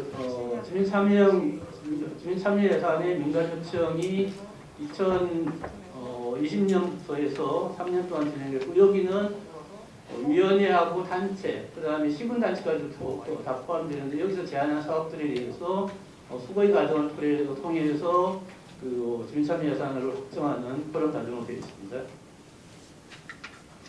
그 다음에 도민 참여 정책 축제를 개최했고요. 여기 3년 동안 진행됐고요. 대표적으로 2019년에 상기 신도시 토론회도 있었고, 그 다음에 경기도용 그랜드들 신방안에 대한 것들도 있었습니다. 그 다음에 공익활동단체 활성화를 위한 경기도 공익활동지원개발센터가 여기도 처음에 저희 역량강화문과인가요? 역량강화문과에서 관련해서 담당을 했다가 이후에 그 통센터가 지원되고 나서는 별도로 심사위 활성화위원회로 이제 저희 넘어갔습니다. 그 다음에 민간협치 역량 강화를 위해서 공무원 교육 협치위원회 관련한 교육, 오프라인 토론회, 민간 포럼 이런 것들이 쭉 진행됐고요. 그다음에 운영사항의 한계점하고 관련해서 아까 최규리 박사님도 잠깐 얘기하셨는데 이 도정 자체 전반을 다루는 걸로 저희가 계획을 했었는데 실제로 진행하는 과정에서는 조금씩 활동 폭이 좀 좁혀지는 그런 부분이 좀 있었고 또 하나는 몇 가지 이제 제도 개선 과제가 예를 들어서 첫 번째 저희 경기도 위원회 제도 개편하고 관련해서는 되게 의미 있게 권고안을 했고 그랬었는데 이게 자치협력과에 또 이제 도의 위원회를 통폐합시키는 것까지 같이 추진이다 보니까 저희가 했던 권고안이 실제적으로 작동하지 못했던 뭐 그런 것들도 있어서 도정 전체로 확대되는데 약간 한계가 있었다는 거. 그 다음에 경기도 민간협치화위원회 활동은 대체로 기본계획 선시스템 수립하는 걸로 따라서 분과구역으로 추진됐었는데 거기에서 일부 과제, 뭐 예를 들어서 경기도형 사회협약이라든지 이런 것들이 추진되지 못했던 게 있었고요. 또 하나는 정책축제나 그다음에 공론자 운영 이런 것들이 처음에 분과에서 했던 과제가 정책축제 추진위원회가 구성되거나 그다음에 민간협치화 시민사회 활성화위원회가 구성되거나 이랬을 때 중복되는 기능들이 좀 있었다. 그걸 중간에 제대로 조정하지 못했던 그런 한계는 좀 있었던 것 같습니다. 그다음에 저희가 9월 29일 날 민간협치 워크숍을 했었는데요.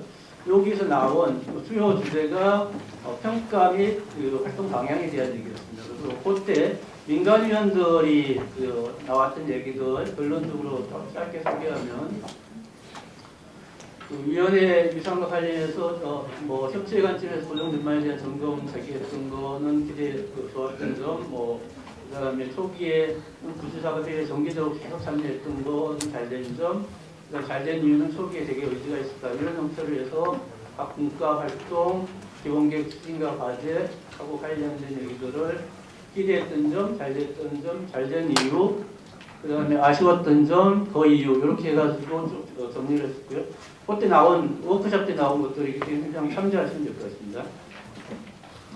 그 다음에 활동 방향하고 관련해서도 민선 8기의 위원회 위상과 역할을 좀 더 위원회 위상을 도지사 구속을 좀 강화해야 되지 않느냐, 조례 개정이 필요하지 않느냐, 위원회 역량 강화가 있어야 된다라는 이런 형태로 민선 8기에 대한 개선 과제, 활동 방향에 대한 것들이 있었고요. 그 다음에 시민사회에서 민선 8기의 거버넌스 기구로 도정혁신위원회를 제안했었는데요.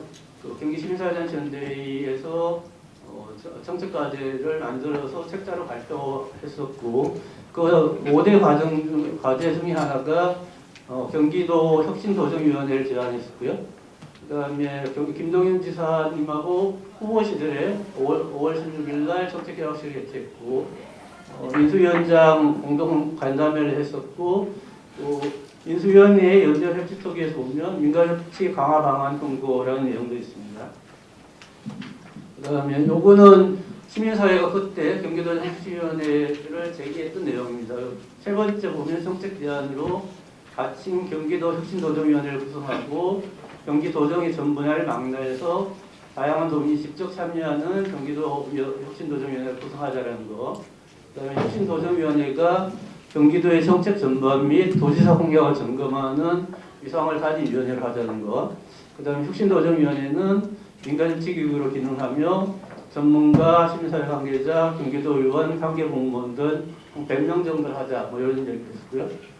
지사와 민간위원장이 공동으로 해서 하자라는 형태로 시민사회에서 혁신도정위원회 구성을 제안하는 바가 있습니다. 그 다음에 이건 잠깐 아까 세종민 박사님도 얘기했고 저희가 혁신도정위원회를 제안할 때 상당히 모델이 됐던 건데 좋은시정위원회는 어쨌든 민간 거버넌스 기구로 수원시에서 가장 메가위원회로 얘기를 하고 있고 여기는 공약에 대한 점검, 정책 개발, 그다음에 현안에 대한 의견 토론 이런 것들 전체적으로 다 할 수 있도록 되어 있습니다. 그래서 이제는 시정 최초 정책 공약 위원회가 판단하는 기본 계획에 대한 거, 그다음에 70명 위원으로 되어 있고 5개 문과, 그다음에 약간 특이한 거는 문과위원회 간사를 2명 둬가지고 담당하는 과의 과장님 한 분하고 민간인 한 분이 공동 간사로 하는 전체적으로 그런 시스템으로 되어 있어서 그리고 위원회 회의에 국장님이 반드시 참여해서 정말 진지하게 토론하는 그런 구조로 되어 있습니다. 그다음에 그 민수위원회 연좌 협치특위에서 이거 아까 민정 의원님 잠깐 얘기했던 저희 간담회에서 이제 얘기했던 걸 가지고 민선 7기 민간협치 성과를 개선하여 한 단계 높은 협치도정법을 구현할 필요가 있다. 그다음 민간적인 참여하는 협치기 거버넌스가 필요하다 이렇게 얘기했었고요. 제안 내용은 위원을 현행 30명에서 100명 정도로 좀 확대하고 소려 개정도 검토하고 영역별 분과위원회 구성하고 의회도 참여해야 되는 거 아니냐 뭐 이런 거고 그다음에 공동위원장으로 격상할 필요가 있다 이런 형태가 예정되어 있습니다. 그리고 아까 잠깐 이야기가 나왔지만 협치국 소관의 사업이 아닌 도정 전반에 도정 원리로 운영할 필요가 있다 이런 얘기였고요. 그래서 민선 8기 경기도 민간체계 개선하고 관련해서 여기는 그 시민사회나 그다음에 그 협치위원회에서 얘기 나왔던 걸 참고로 그냥 제가 제안하는 형태입니다. 명칭을 경기도 민간협치위원회로 그냥 두거나 아니면 경기도정 협치위원회로 이름을 바꿔보는 것들도 고려해 볼 수 있겠다. 그 다음에 추진 방향하고 관련해서 도정 전반에 총괄적인 협치 체계를 구축하고 경기도의 정책 개발이나 여기에 대한 시행 평가 시스템 이런 것들 좀 더 확대하고 경기도정 전반에 대해서 민간협치기구로 기능할 수 있도록 권한을 강화하는 권한과 역할을 좀 강화하는 형태가 필요한 거 아닌가 싶고요.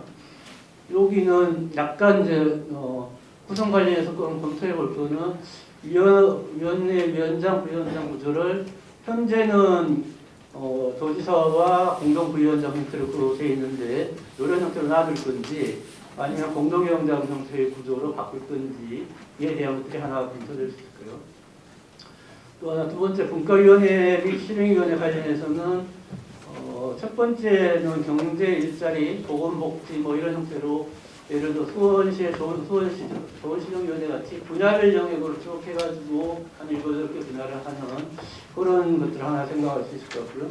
또 하나 두 번째는 저희 이제 민간협치위원회 제도 개선 분과도 있고 공론화 저것도 있고 해서 이 실행위원회 개념으로 해서 한 3개 정도의 분과를 넣고 그 다음에 민간협치로 문제 해결이 가능한 이슈별 분야를 해서 6개, 7개 정도의 분과를 구성할 수 있는 틀을 이런 정도로 생각할 수 있지 않냐. 그렇게 하면 위원회 수는 현재는 30명인데 그 분과위원회 구성이나 분과별 숫자에 따라서는 100명 전후로 해서 고려할 수도 있지 않을까 싶고요. 그래서 위원회 수를 얼마나 할 건지 이런 것도 하나.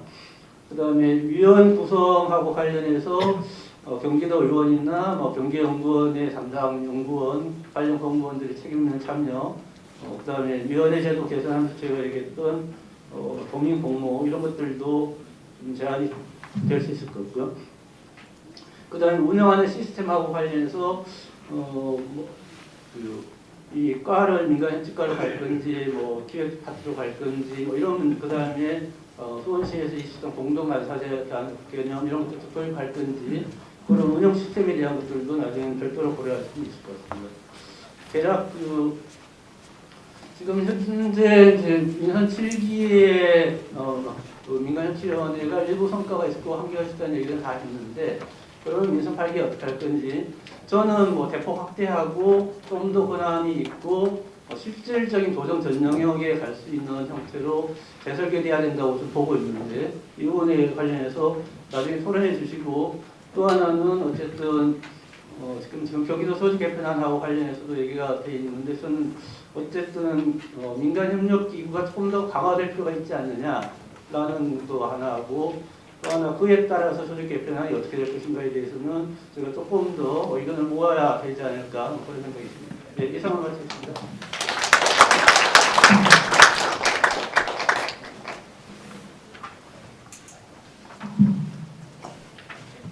네, 수고 많으셨습니다. 좀 이해가 좀 많이 좀 넓어지셨을까요? 아닌가요? 너무 무거운 것 같아요. 대답을 주시면 좋을 텐데. 그래서 조금 더 궁금하신 점이 있다 그러면 좀 질문을 받으려고 합니다. 세 분 발제 중에서 궁금하신 거 있으면 지금 잠깐 질문할 시간 갖고 휴식 시간을 갖도록 하겠습니다. 네, 어떤 것도 좋습니다. 궁금하신 점 있으면 손 들어주십시오. 마이크를 들고 달려가겠습니다. 없으신가요? 네. 의견보다 의견을 일단 나누셔야 되니까 질문을 받도록 하고 한 번 더 여쭙고 예, 여기 소개 잠깐 해주시고 질문해 주시면 네, 좋습니다. 수원시 협치위원회 문화복지환경위원장 전현입니다. 아까 두 분 발제자 말씀 중에 좋은 시정위원회가 많이 나왔어요. 근데 지금 수원시는 좋은 시정위원회가 협치위원회가 별도로 있는데 여기서 그 방향을 시정위원회 쪽으로 많이 말씀하셨는데 그 차이점에 약간 혼돈이 오고 있어요. 그래서 거기에 대해서 좀 말씀 좀 부탁드립니다. 네, 마이크 여기 있습니다.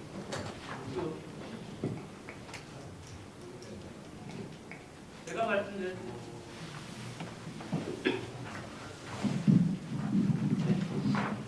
저는 예전에 수원시의 버전을 얘기해가지고요. 민선 5기, 6기 이때 좋은 시정위원회하고 관련해서 주로 얘기했었고 협치위원회가 구성되고 나서 그 내부 관계에 대해서는 특별히 정리를 하진 않았어서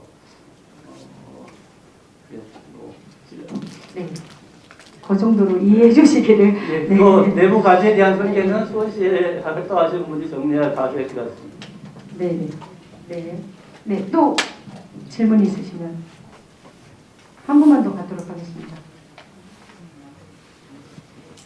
없으신가요? 그러면 시간상 저희가 진행을 해야 돼서 지금 한 10분 정도만 휴식을 취하시고 이후에는 여러분들이 의견을 모아주시는 시간을 갖도록 하겠습니다. 지금부터 10분간 휴식을 취하고 이 자리로 다시 오시는 걸로 하겠습니다. 여러분들께서 시간을 아주 정확하게 지켜주시고 효율적인 논의를 해주셔서 시간을 잘 지킬 수 있는 것 같습니다.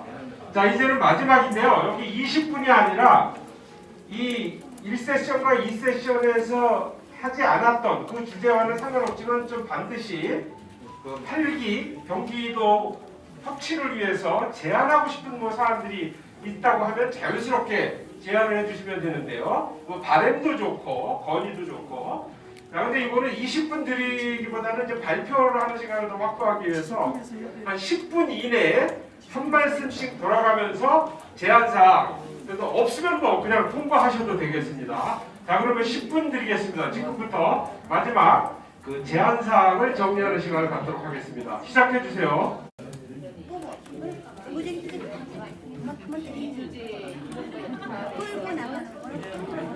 관련돼서 의견이 이제 수렴이 끝났으면 테이블 퍼시리테이터께서는 1주제, 2주제, 3주제 내용 정리한 파일을 협치조정관님에게 카톡으로 보내주시면 그 자료를 접수되는 순서대로 발표를 하면서 이 스크린 화면에 게시하도록 하겠습니다.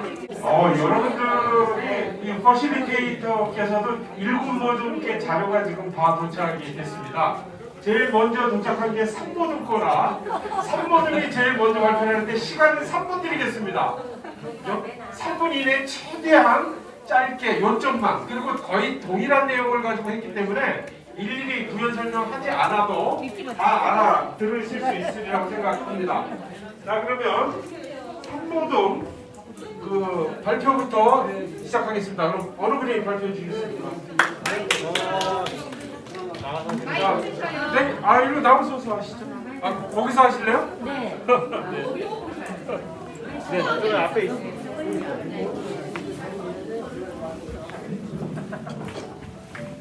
네, 박수 한번 부탁드리겠습니다. 반갑습니다. 물 맑은 양평이 쏜 민감이 박승남입니다. 반갑습니다. 저희 너무나 유능한 분들만 또 계셔가지고 이 테이블은 아주 원활하게 잘 진행되었고 또 이렇게 정리를 잘해주신 퍼실리데이터스님께 감사드립니다. 네, 읽기만 하라고 그래서 읽겠습니다. 네, 1주제 민간협치 방안과 추진체계 분과위원회 실행위원회 구성 방안에 대하여 저희들이 이런 안을 내어보았습니다.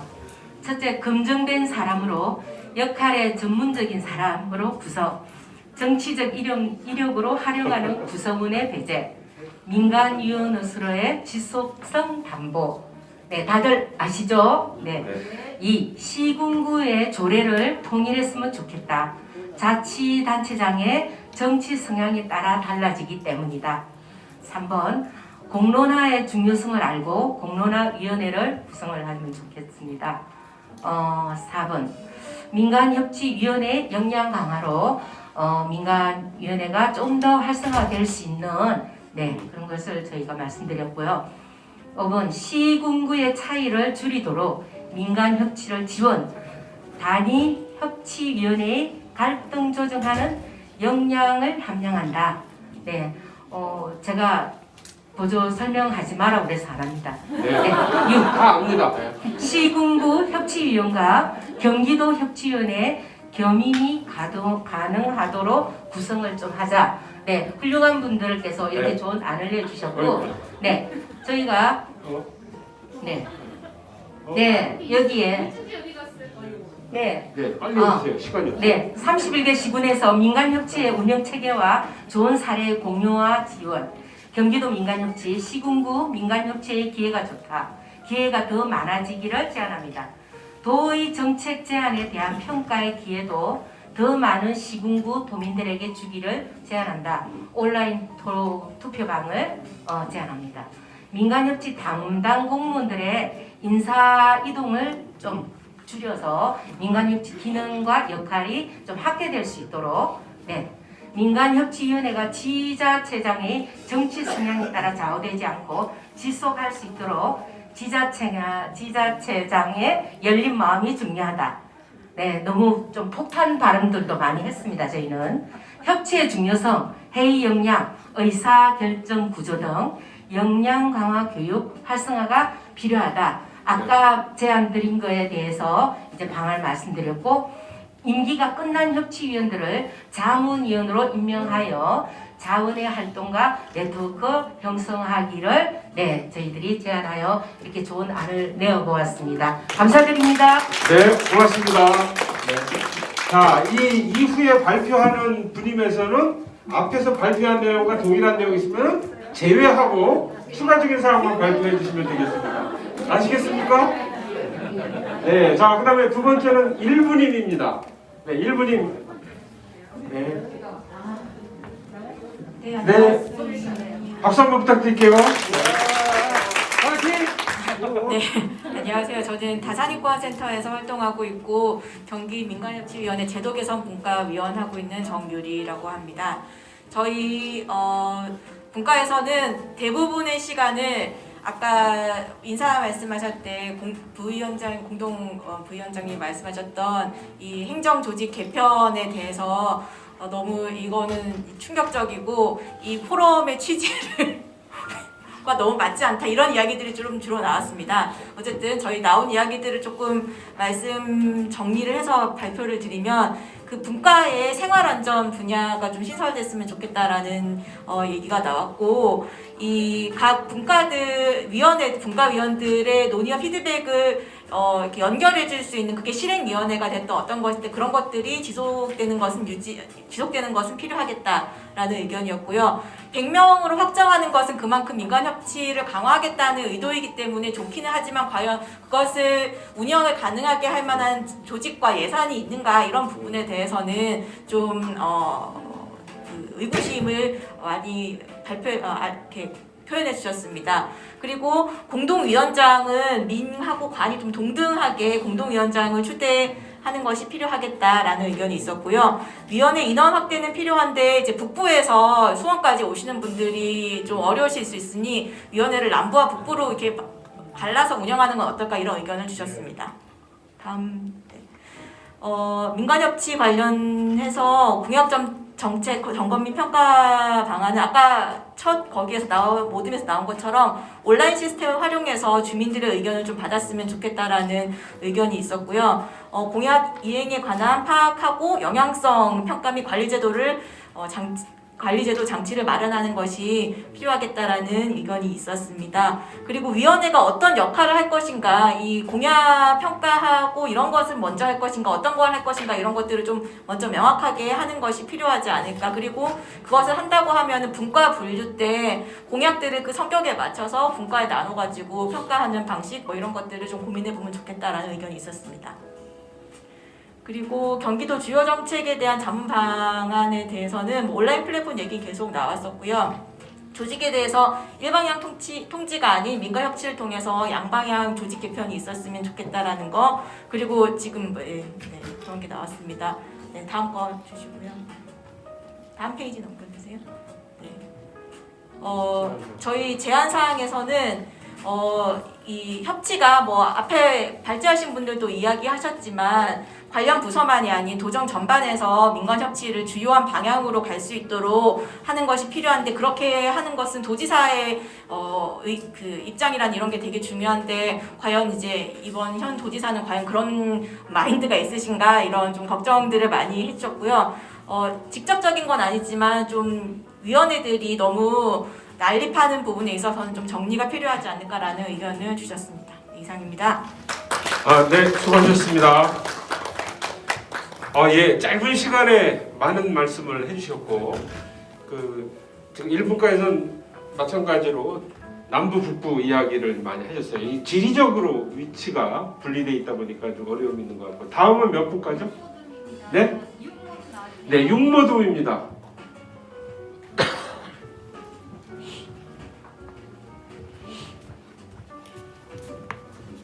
네, 박수 한번 부탁드릴게요. 안녕하세요. 민간협치위원회 제도분과에서 활동하고 있는 저는 이정아라고 합니다. 저희 팀에서는 인원이 적었어요. 그래서 얘기가 그렇게 활발하게 많이 나오진 않았으나 그래도 상당히 익힐 수 있는 내용들이 나왔음을 말씀드립니다. 일단 분과별 위원회를 늘리는 것에 동의를, 아까 발제 내용에 대해서 동의를 했고요. 그리고 구체적으로는 실행위원회나 운영위원회를 둘 때 거기 안에서의 구성원을 한 20명 정도 하는 것이 맞지 않을까라는 거 얘기가 들었고요. 그리고 이제 구성안을 동의하는 대신에 위원회 구성원의 실제 행정이 얼마나 들어올 수 있는가라는 것이 실행력을 담보하는 거라고 보여집니다. 그러니까 처음부터 실행할 수 있는 행정 인원들이 같이 들어오지 않는 상태에서 현실적으로 어떤 내용들이 논의가 된들 그것이 협치로 이어질 수 있겠냐가 저희가 갖고 있는 문제의식이고요. 최소한 직 내에서 국가장 정도는 돼야 된다는 얘기가 있었습니다. 그리고 구성하는 데 있어서 도지사와 민간위원장이 공동위원장 체제로서 수평적 구조가 처음부터 만들어지지 않고는 이게 위계가 자연스럽게 형성될 수밖에 없고, 민원인과 민원을 해결하는 주체인 걸로 자연스럽게 위치될 수밖에 없다. 이 구조를 깨는 방식이 처음에 시작될 때 가장 중요한 결정을 할 수 있는 단위부터 수평적 구조가 필요하다는 이야기가 나왔습니다. 네, 그리고 두 번째는 이제 민간협치에 기반한 공약정책 점검 및 평가를 어떻게 할 것인가, 이 방안에 대한 얘기는 조금 있었는데요. 두 가지 의견이었습니다. 일단 점검보다 의제 발굴에 초점을 두는 게 있었고요. 하나는 의제 발굴은 결과적으로 공약 점검을 하는 과정에서 나올 수 있지 않겠냐는 의견이 있었는데요. 여기에서 저희가 이제 다루고자 하는 건 뭐냐면, 그렇다면 그 공약을 어떻게 이행했는지의 이행 점검 지표를 누가 만들 것이냐인 거죠. 그러니까 협치는 이때부터 일어나야 된다고 생각하는 거고, 그리고 현재 이제 민선 8기 들어서면서 다른 위원회와 역할이 겹치는 부분에 대해서도 우리 내부에서의 결정이 조금 더 필요하고 역분이 일어나야 된다라는 얘기가 있었습니다. 그리고 이제 정책 발굴이 굉장히 중요한데, 그런 방식에 있어서는 어떻게 할까? 작은 동 단위, 마을 단위 안에서의 요구되는 얘기들이 여기까지 이제 어떻게 들어올 수 있을까? 이것이 민간협치위원회에서 고민을 해야 될 이야기라고 나왔습니다. 그리고 이제 기타 제안 사안에 안에서는 추진체계, 아까 다른 단위들에서도 있었는데요. 추진체계 강화가 전제돼야 된다는 거죠. 예, 민간협치위원회를 꾸리긴 했는데 우리가 어떻게, 그렇죠. 누가 핸들링 할 거고 플랫폼이 누구일 거고 이게 공조기관에서 어떻게 구성되고 운영될 것인가에 대한 내용이 있는 것 더하기, 협치를 실행해 가기 위해서는 공조기관에서의 인식 확산, 실질적으로 협치를 누구와 할 것인가라고 할 때 민간영역과 공조직이 같이 하는 내용이라고 할 때 공조직 안에서의 이 협치를 어떻게 상을 잡고 있고 인식하고 있는가가 도지사가 선언적 의미로 또는 이것이 실천적 과제입니다라고 던진다고 해서 해결되는 게 아니라고 할 때 내부적인 인식의 확산이 굉장히 필요하다고 보여지고요. 그리해서 이거를 추진 체계가 우선 먼저 논의될 필요가 있고 그 안에서 오늘 나온 내용들이 담길 방식으로 가야 된다 보여집니다. 여기까지입니다. 네, 감사합니다. 네, 지금까지 세 분임을 했는데 정말 심도 있고 다양한 내용을 이 내용이 이제 나중에 정리가 돼서 사실은 지금 경기도지사가 중앙부처 기재부에서만 주로 활동을 했던 공직 경험이 있기 때문에 조금 약간 이런 협치와 이 실무 행정과 관련돼서는 약간 좀 이해가 부족할 수 있다고 보여요. 그래서 이제 이러한 것들을 어떻게 단체장의 생각을 바꿔내는가. 앞에서 이야기한 건 지금 다른 시군들 이제까지 한 민선 5기부터 쭉 해오는 과정에서 자치단체장이 참석하지 않는 회의, 자치단체장이 참석을 협치회의에 끝까지 앉아있는 단체장, 그러한 자치단체는 아주 잘 돌아가고 저절로 굴러갑니다.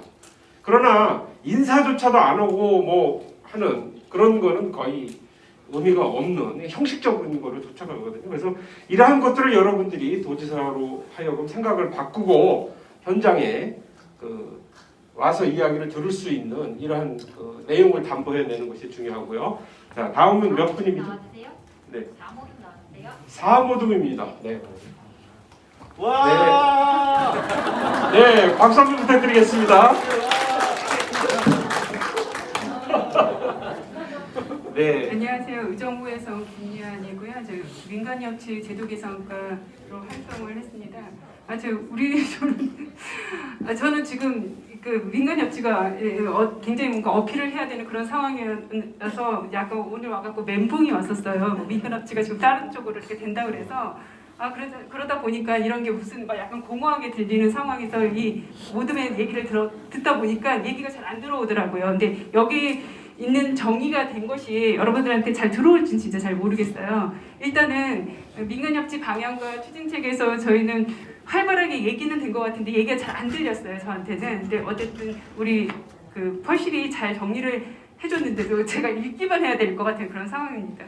어쨌든 민간협치 방향은 도정 전체의 사업 계획이라든가 수행 완료 체계 협치위원회가 어떻게 함께 할 것인가 이 저희가 되게 중요하다고 말씀하셨고요. 도정이 광범위하기 때문에 국단에서 체계에 맞물려서 이루어졌으면 좋겠다.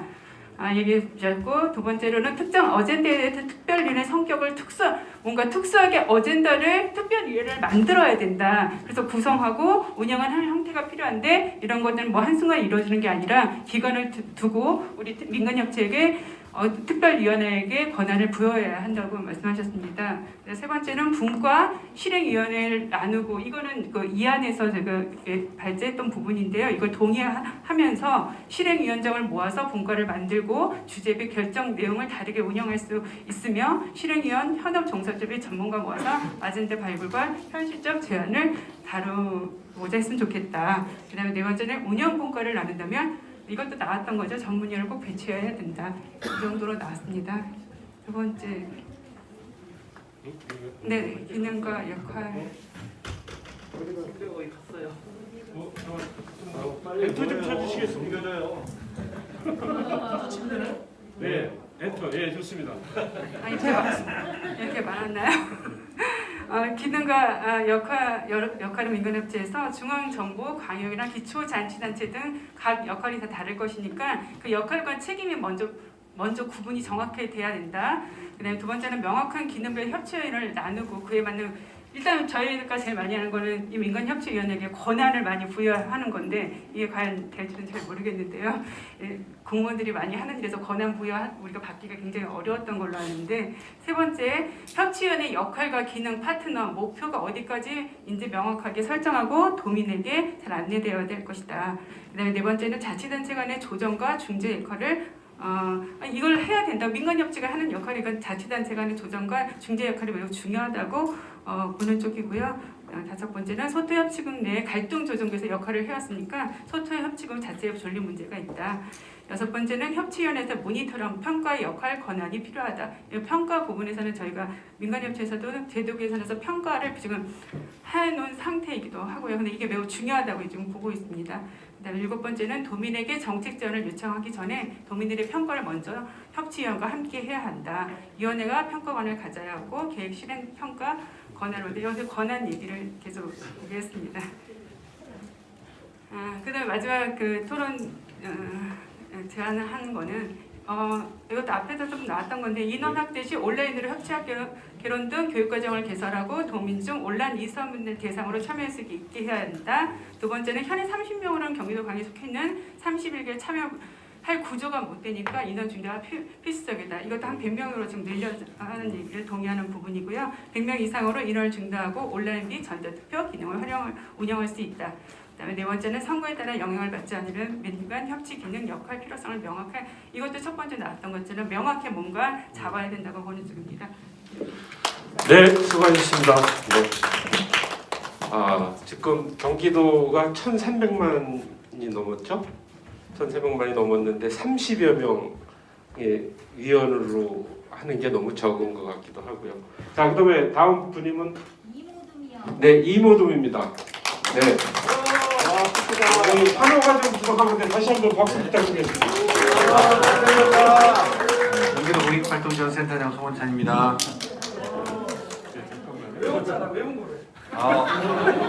저는 할 말이 많은데요. 저도 읽겠습니다. 어쨌든 분과의 조직명, 그러니까 분과위원회와 실행위원회 구성하는 게 동의한다. 분과위원회는 실국과 관련된 행정체계와 관련된 구조로 해서 명칭도 거기와 같이 가야 이 실질적인 연관관계가 있을 거다. 그리고 실행위원회 일시적 관계로 해서 좀 나누자. 그러니까 분과위원회는 행정체계 중심으로 하고 실행위원회는 다른 영역으로 좀 구체적으로 하자라고 하는 거고 분포에서 이제 했는데 그렇게 부서가 똑같은 얘기. 분과를 좀 더 세부적으로 했으면 좋겠다라고 하는 것들 뭐 비슷한 내용이었던 것 같습니다. 다음. 그리고 이제 어쨌든 그 세 가지 점검, 공약 점검, 평가 이렇게 하고 하는 것이 좋겠고, 그러니까 세 가지 부분을 얘기를 했습니다. 그러니까 그 기능과 역할에서 공약을 점검하고 평가하는 부분들도 필요하고. 주요한 정책에 대한 자문, 왜냐하면 공약만 있는 게 아니잖아요. 사업이 더 있는데 그게 주요 자문도 하고 또 신규로 또 요구되는 내용도 좀 제안을 하자. 그래서 분과 내 점검하는 게 좋지만 효율성이 떠니 전문성 있는 사람들도 또 그러니까 분과위 그 위원들이 과연 공약을 점검할 수 있을 정도로 전문성과 이런 게 갖는 것들이 필요할 텐데 그게 실제로 가능하냐? 그러려면 그 플러스 그 분과위원들과 그 분과 안에서 좀 소위원을 구성해서 평가하는 좀 전문가들을 좀 더 배치시켜서 최종 검토하는 게 좋지 않겠느냐라고 하는 것이 있고 한정된 분과에 실행한 정책 논의는 한계가 있고 분과위를 그냥 늘려야 되는데 그 부분은 좀 전문가의 자문을 받는 형태로 하면 되지 않겠느냐라고 하는 걸로 했고 분과별 배포된 분과에서 평가 진행 점검하고 전체 분과에서 최종적으로 결정하는 구조를 갖는 게 좋겠다라는 내용으로 정리하면 되겠습니다. 네, 다음. 어쨌든 결국 그 의사결정의 최고 의사결정권자의 의지와 관심이 제일 중요하다. 그리고 제대로 적용되는 모든 정치사업 검토, 행정사업의 내용 검토를 협치해서 할 수 있도록 시스템적으로 만들어져야 된다. 시어머니 조직으로서 곤란하다. 네, 말만 많은 조직으로서는 곤란하다라고 하는 거. 그리고 공약과 조직의 협치에 대한 관심이 아니라 협치가 실행되도록 해야 한다. 뭐 성평등 조직국을 강하게 하시거나 오히려 없어졌다. 이런 경우 실행이 안 된다. 그러니까 공약이나 내용 중에 요구했던 내용들이 이제 반영이 안 된 부분들을 얘기를 하신 것 같습니다. 이상입니다. 예, 고맙습니다. 자, 다음 분과는 몇 분과죠? 나오시네요, 그냥 직접. 네. 오모둠. 네. 네, 박수 부탁드려야죠. 네. 머리는 하얗지만 나이가 제일 젊어서 지금 전체적으로 다 얘기한 내용이 다 공통적으로 들어있어서 사실은 발표할 내용은 별로 없거든요. 그냥 보시면은 어떻든 우리 협치 조직 내 협치라고 하고 있는 기구 중에 위원회가 꽤 많은데 이 위원회가 잘 되도록 해야 되겠다. 그리고 우리도 전체적으로다가는 이 추진 체계 자체는 이 분과위원회와 실행위원회 구조로 가는 게 좋지 않겠느냐. 그래서 분과위원회는 지금 체계 내 뭐 이런저런 분과위가 있는데 여기서 특별히 더 얘기 드렸던 내용들은 시군의 협치 조직이 참여할 수 있는 위원회가 있으면 좋겠다. 그 다음에 뒷부분에 이제 공약 그 이행 점검에 대한 얘기도 이제 같이 여기를 했는데 그런 조직을 따로 두지 말고 그런 조직도 뭐 TF팀처럼 내부에 둬야 되지 않겠느냐. 그리고 또 하나는 다양한 계층의 참여가 보장되도록 명시해야 된다. 특히 청년이라든지 또는 지역 간에 불균등이 생기지 않도록 이 체계를 갖춰야 된다. 뭐 이런 얘기들이 있었습니다. 다음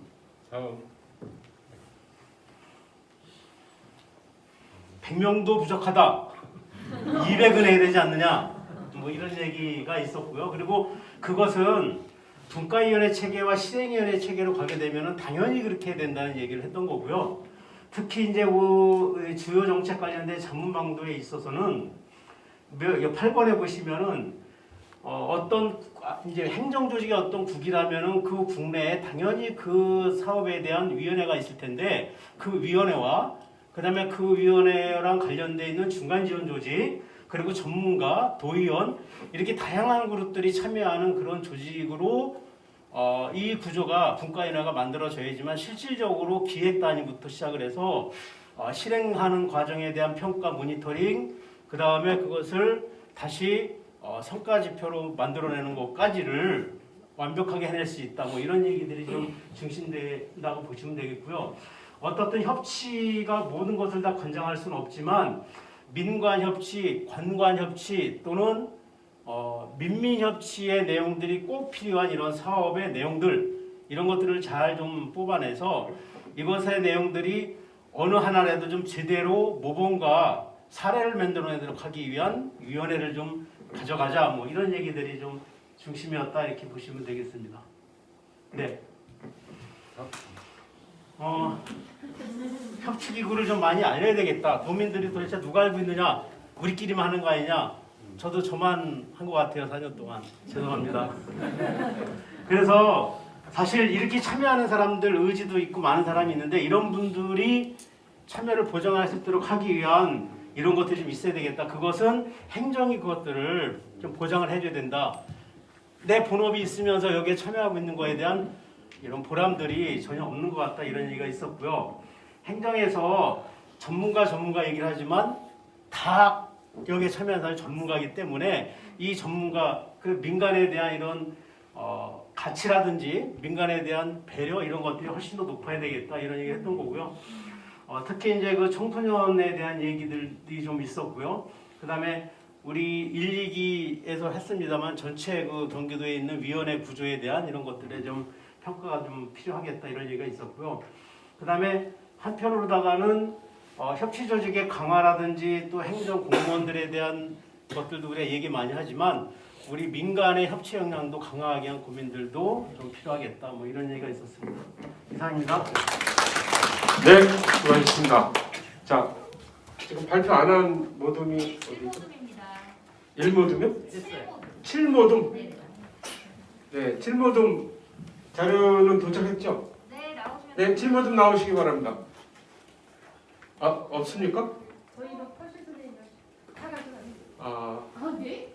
그러면 일단 자료를 띄워놓고 서면으로 대체해요. 네, 7모둠 자료 좀 한번 띄워가 주시고요. 이렇게 읽어보시다가 도저히 이해가 안 가는 것만 추가로 질문하도록 하겠습니다. 네, 마지막이죠, 7모둠이. 네. 자, 네, 슬라이드 쇼로 해주시고요. 이해가 되네요. 이해가 되죠? 자, 그 역할이 무엇인지 정립되어 있지 않다. 그러니까 좀 주민자치 참여, 민간협치, 그다음에 방만한 구조가 되어 있거나 중복되어 있거나 단일화, 각자 도생이 하는 역할 정립이 필요하다. 그다음에 위상을 높여야 한다는 것에 대해서 동의하나 도지사의 위치 때문이라고 생각하지는 않고 공개 모집을 더 많이 했으면 좋겠다. 활동 경력 등을 포함하여 어떤 분야에 좀 구성하는 게 필요하다. 시민사회 역할도 중요하지만 마을 안에 있는 분들의 내용도 중요하다. 주로 이런 주민자치나 이런 쪽 그리고 이러한 것들을 융합적으로 경제를 넘어서 좀 해야 되는 그런 또 어려움이 있고 그 현장의 그 내용을 말씀하신 것 같고 다음이 뭐죠? 그다음에 탄소 정리, 교통 문제, 뭐 돌봄, 불평등 이런 현안 이슈의 분과가 필요하다. 그리고 현재는 30명인데 100명이나 구성하는 데 동의하고 다양한 분과가 필요하다. 이 안에 동의를 하고 실행위원회는 무엇이 다른가? 분과위원회와 그래서 운영위원회 같은 역할이 필요하다라고 생각하는 것 같은데요. 자, 그다음에 제안사항 해주시면 이거 기능과 역할이 더 있네요. 양평 사례인 것 같아요. 공모를 하고 추진하는 방식. 수상한 의제를 내년에 추진하는 방향으로 진행됩니다. 수상한 의제? 상을 받은 그런 일은 공모해서 심사를 해서 상을 받았다라는 그런 거죠. 네, 좋습니다. 정책 축제라는 말이 거기에 어울리지 않는다 생각한다. 얼마나 알리는 데 도움이 될까 하는 그런 의견이 있고 자문을 할 수 있는데 정책적과 평가 조사 등을 하려면 전문 인력과 전달력이 필요합니다. 이거는 사실은 경기연구원이 있잖아요.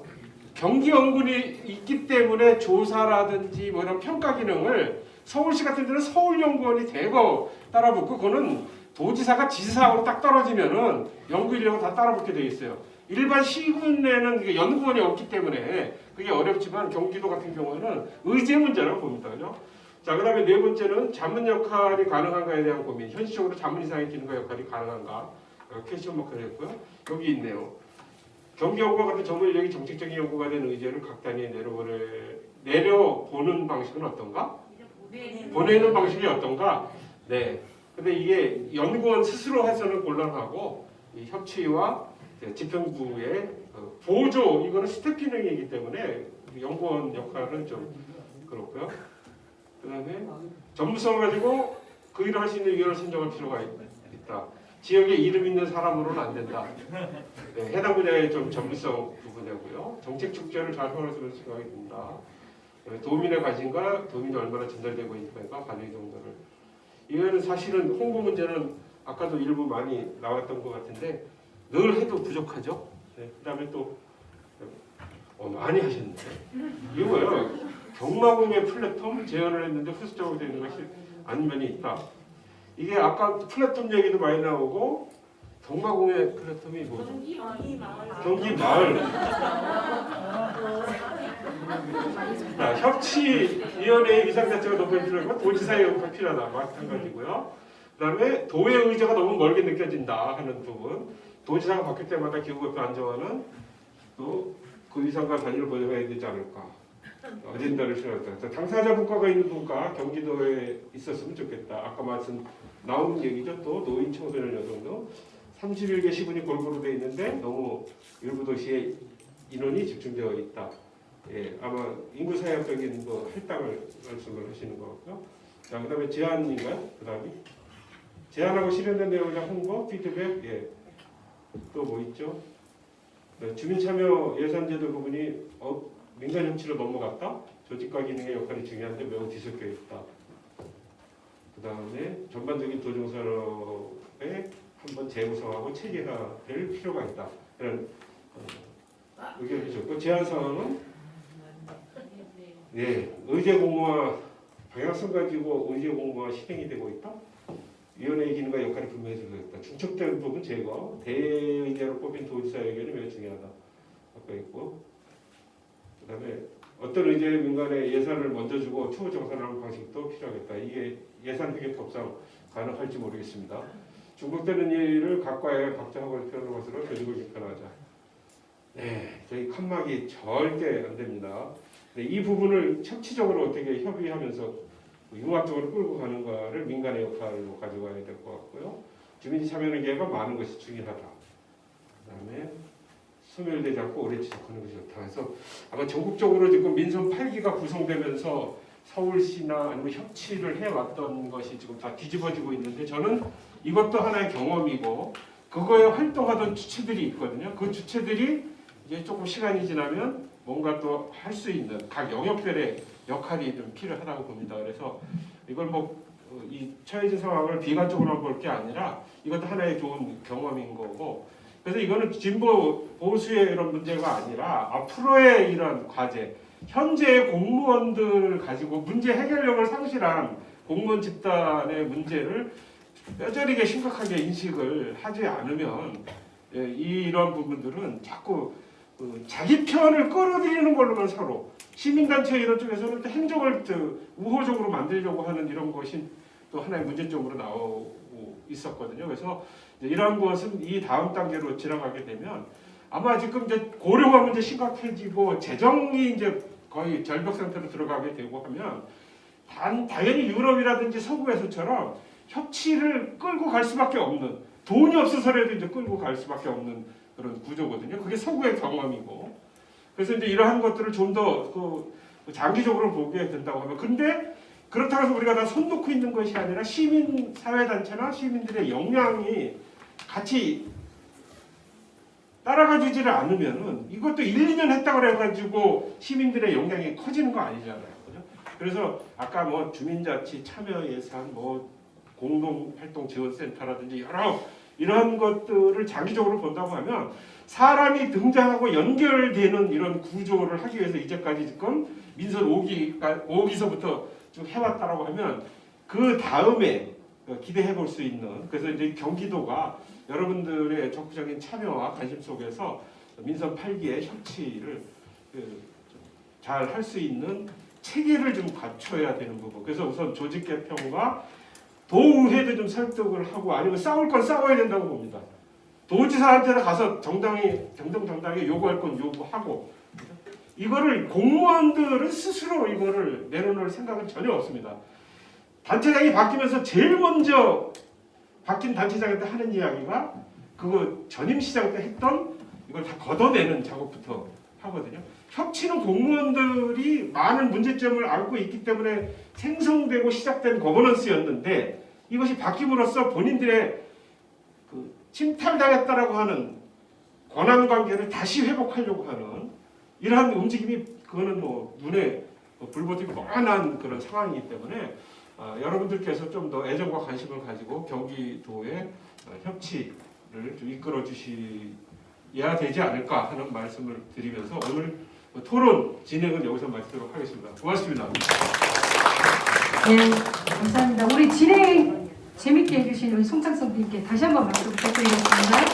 네, 그 이제 공고 좀 드릴 건데 오늘 좀 어떻게 의미 있었나요? 참석하신 거에? 네, 감사합니다. 저희 민간협치위원회에서는 굉장히 의미 있고 좋은 의견 주셔서 좋은 기회였다고 생각이 됩니다.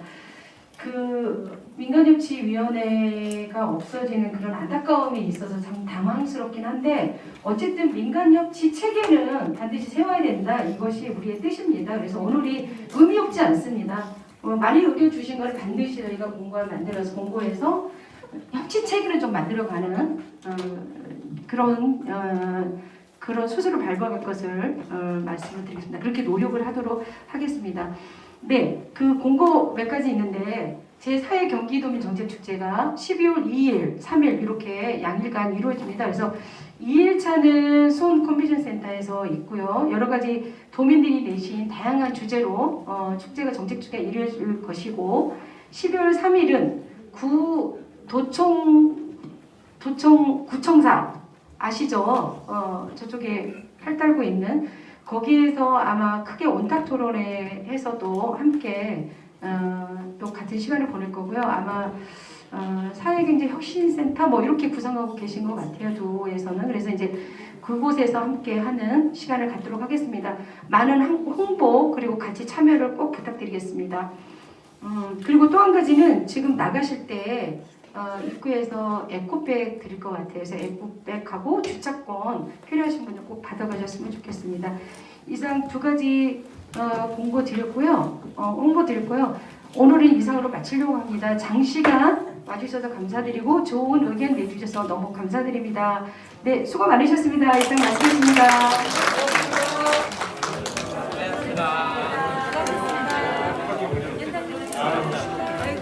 저기 최준영 위원장님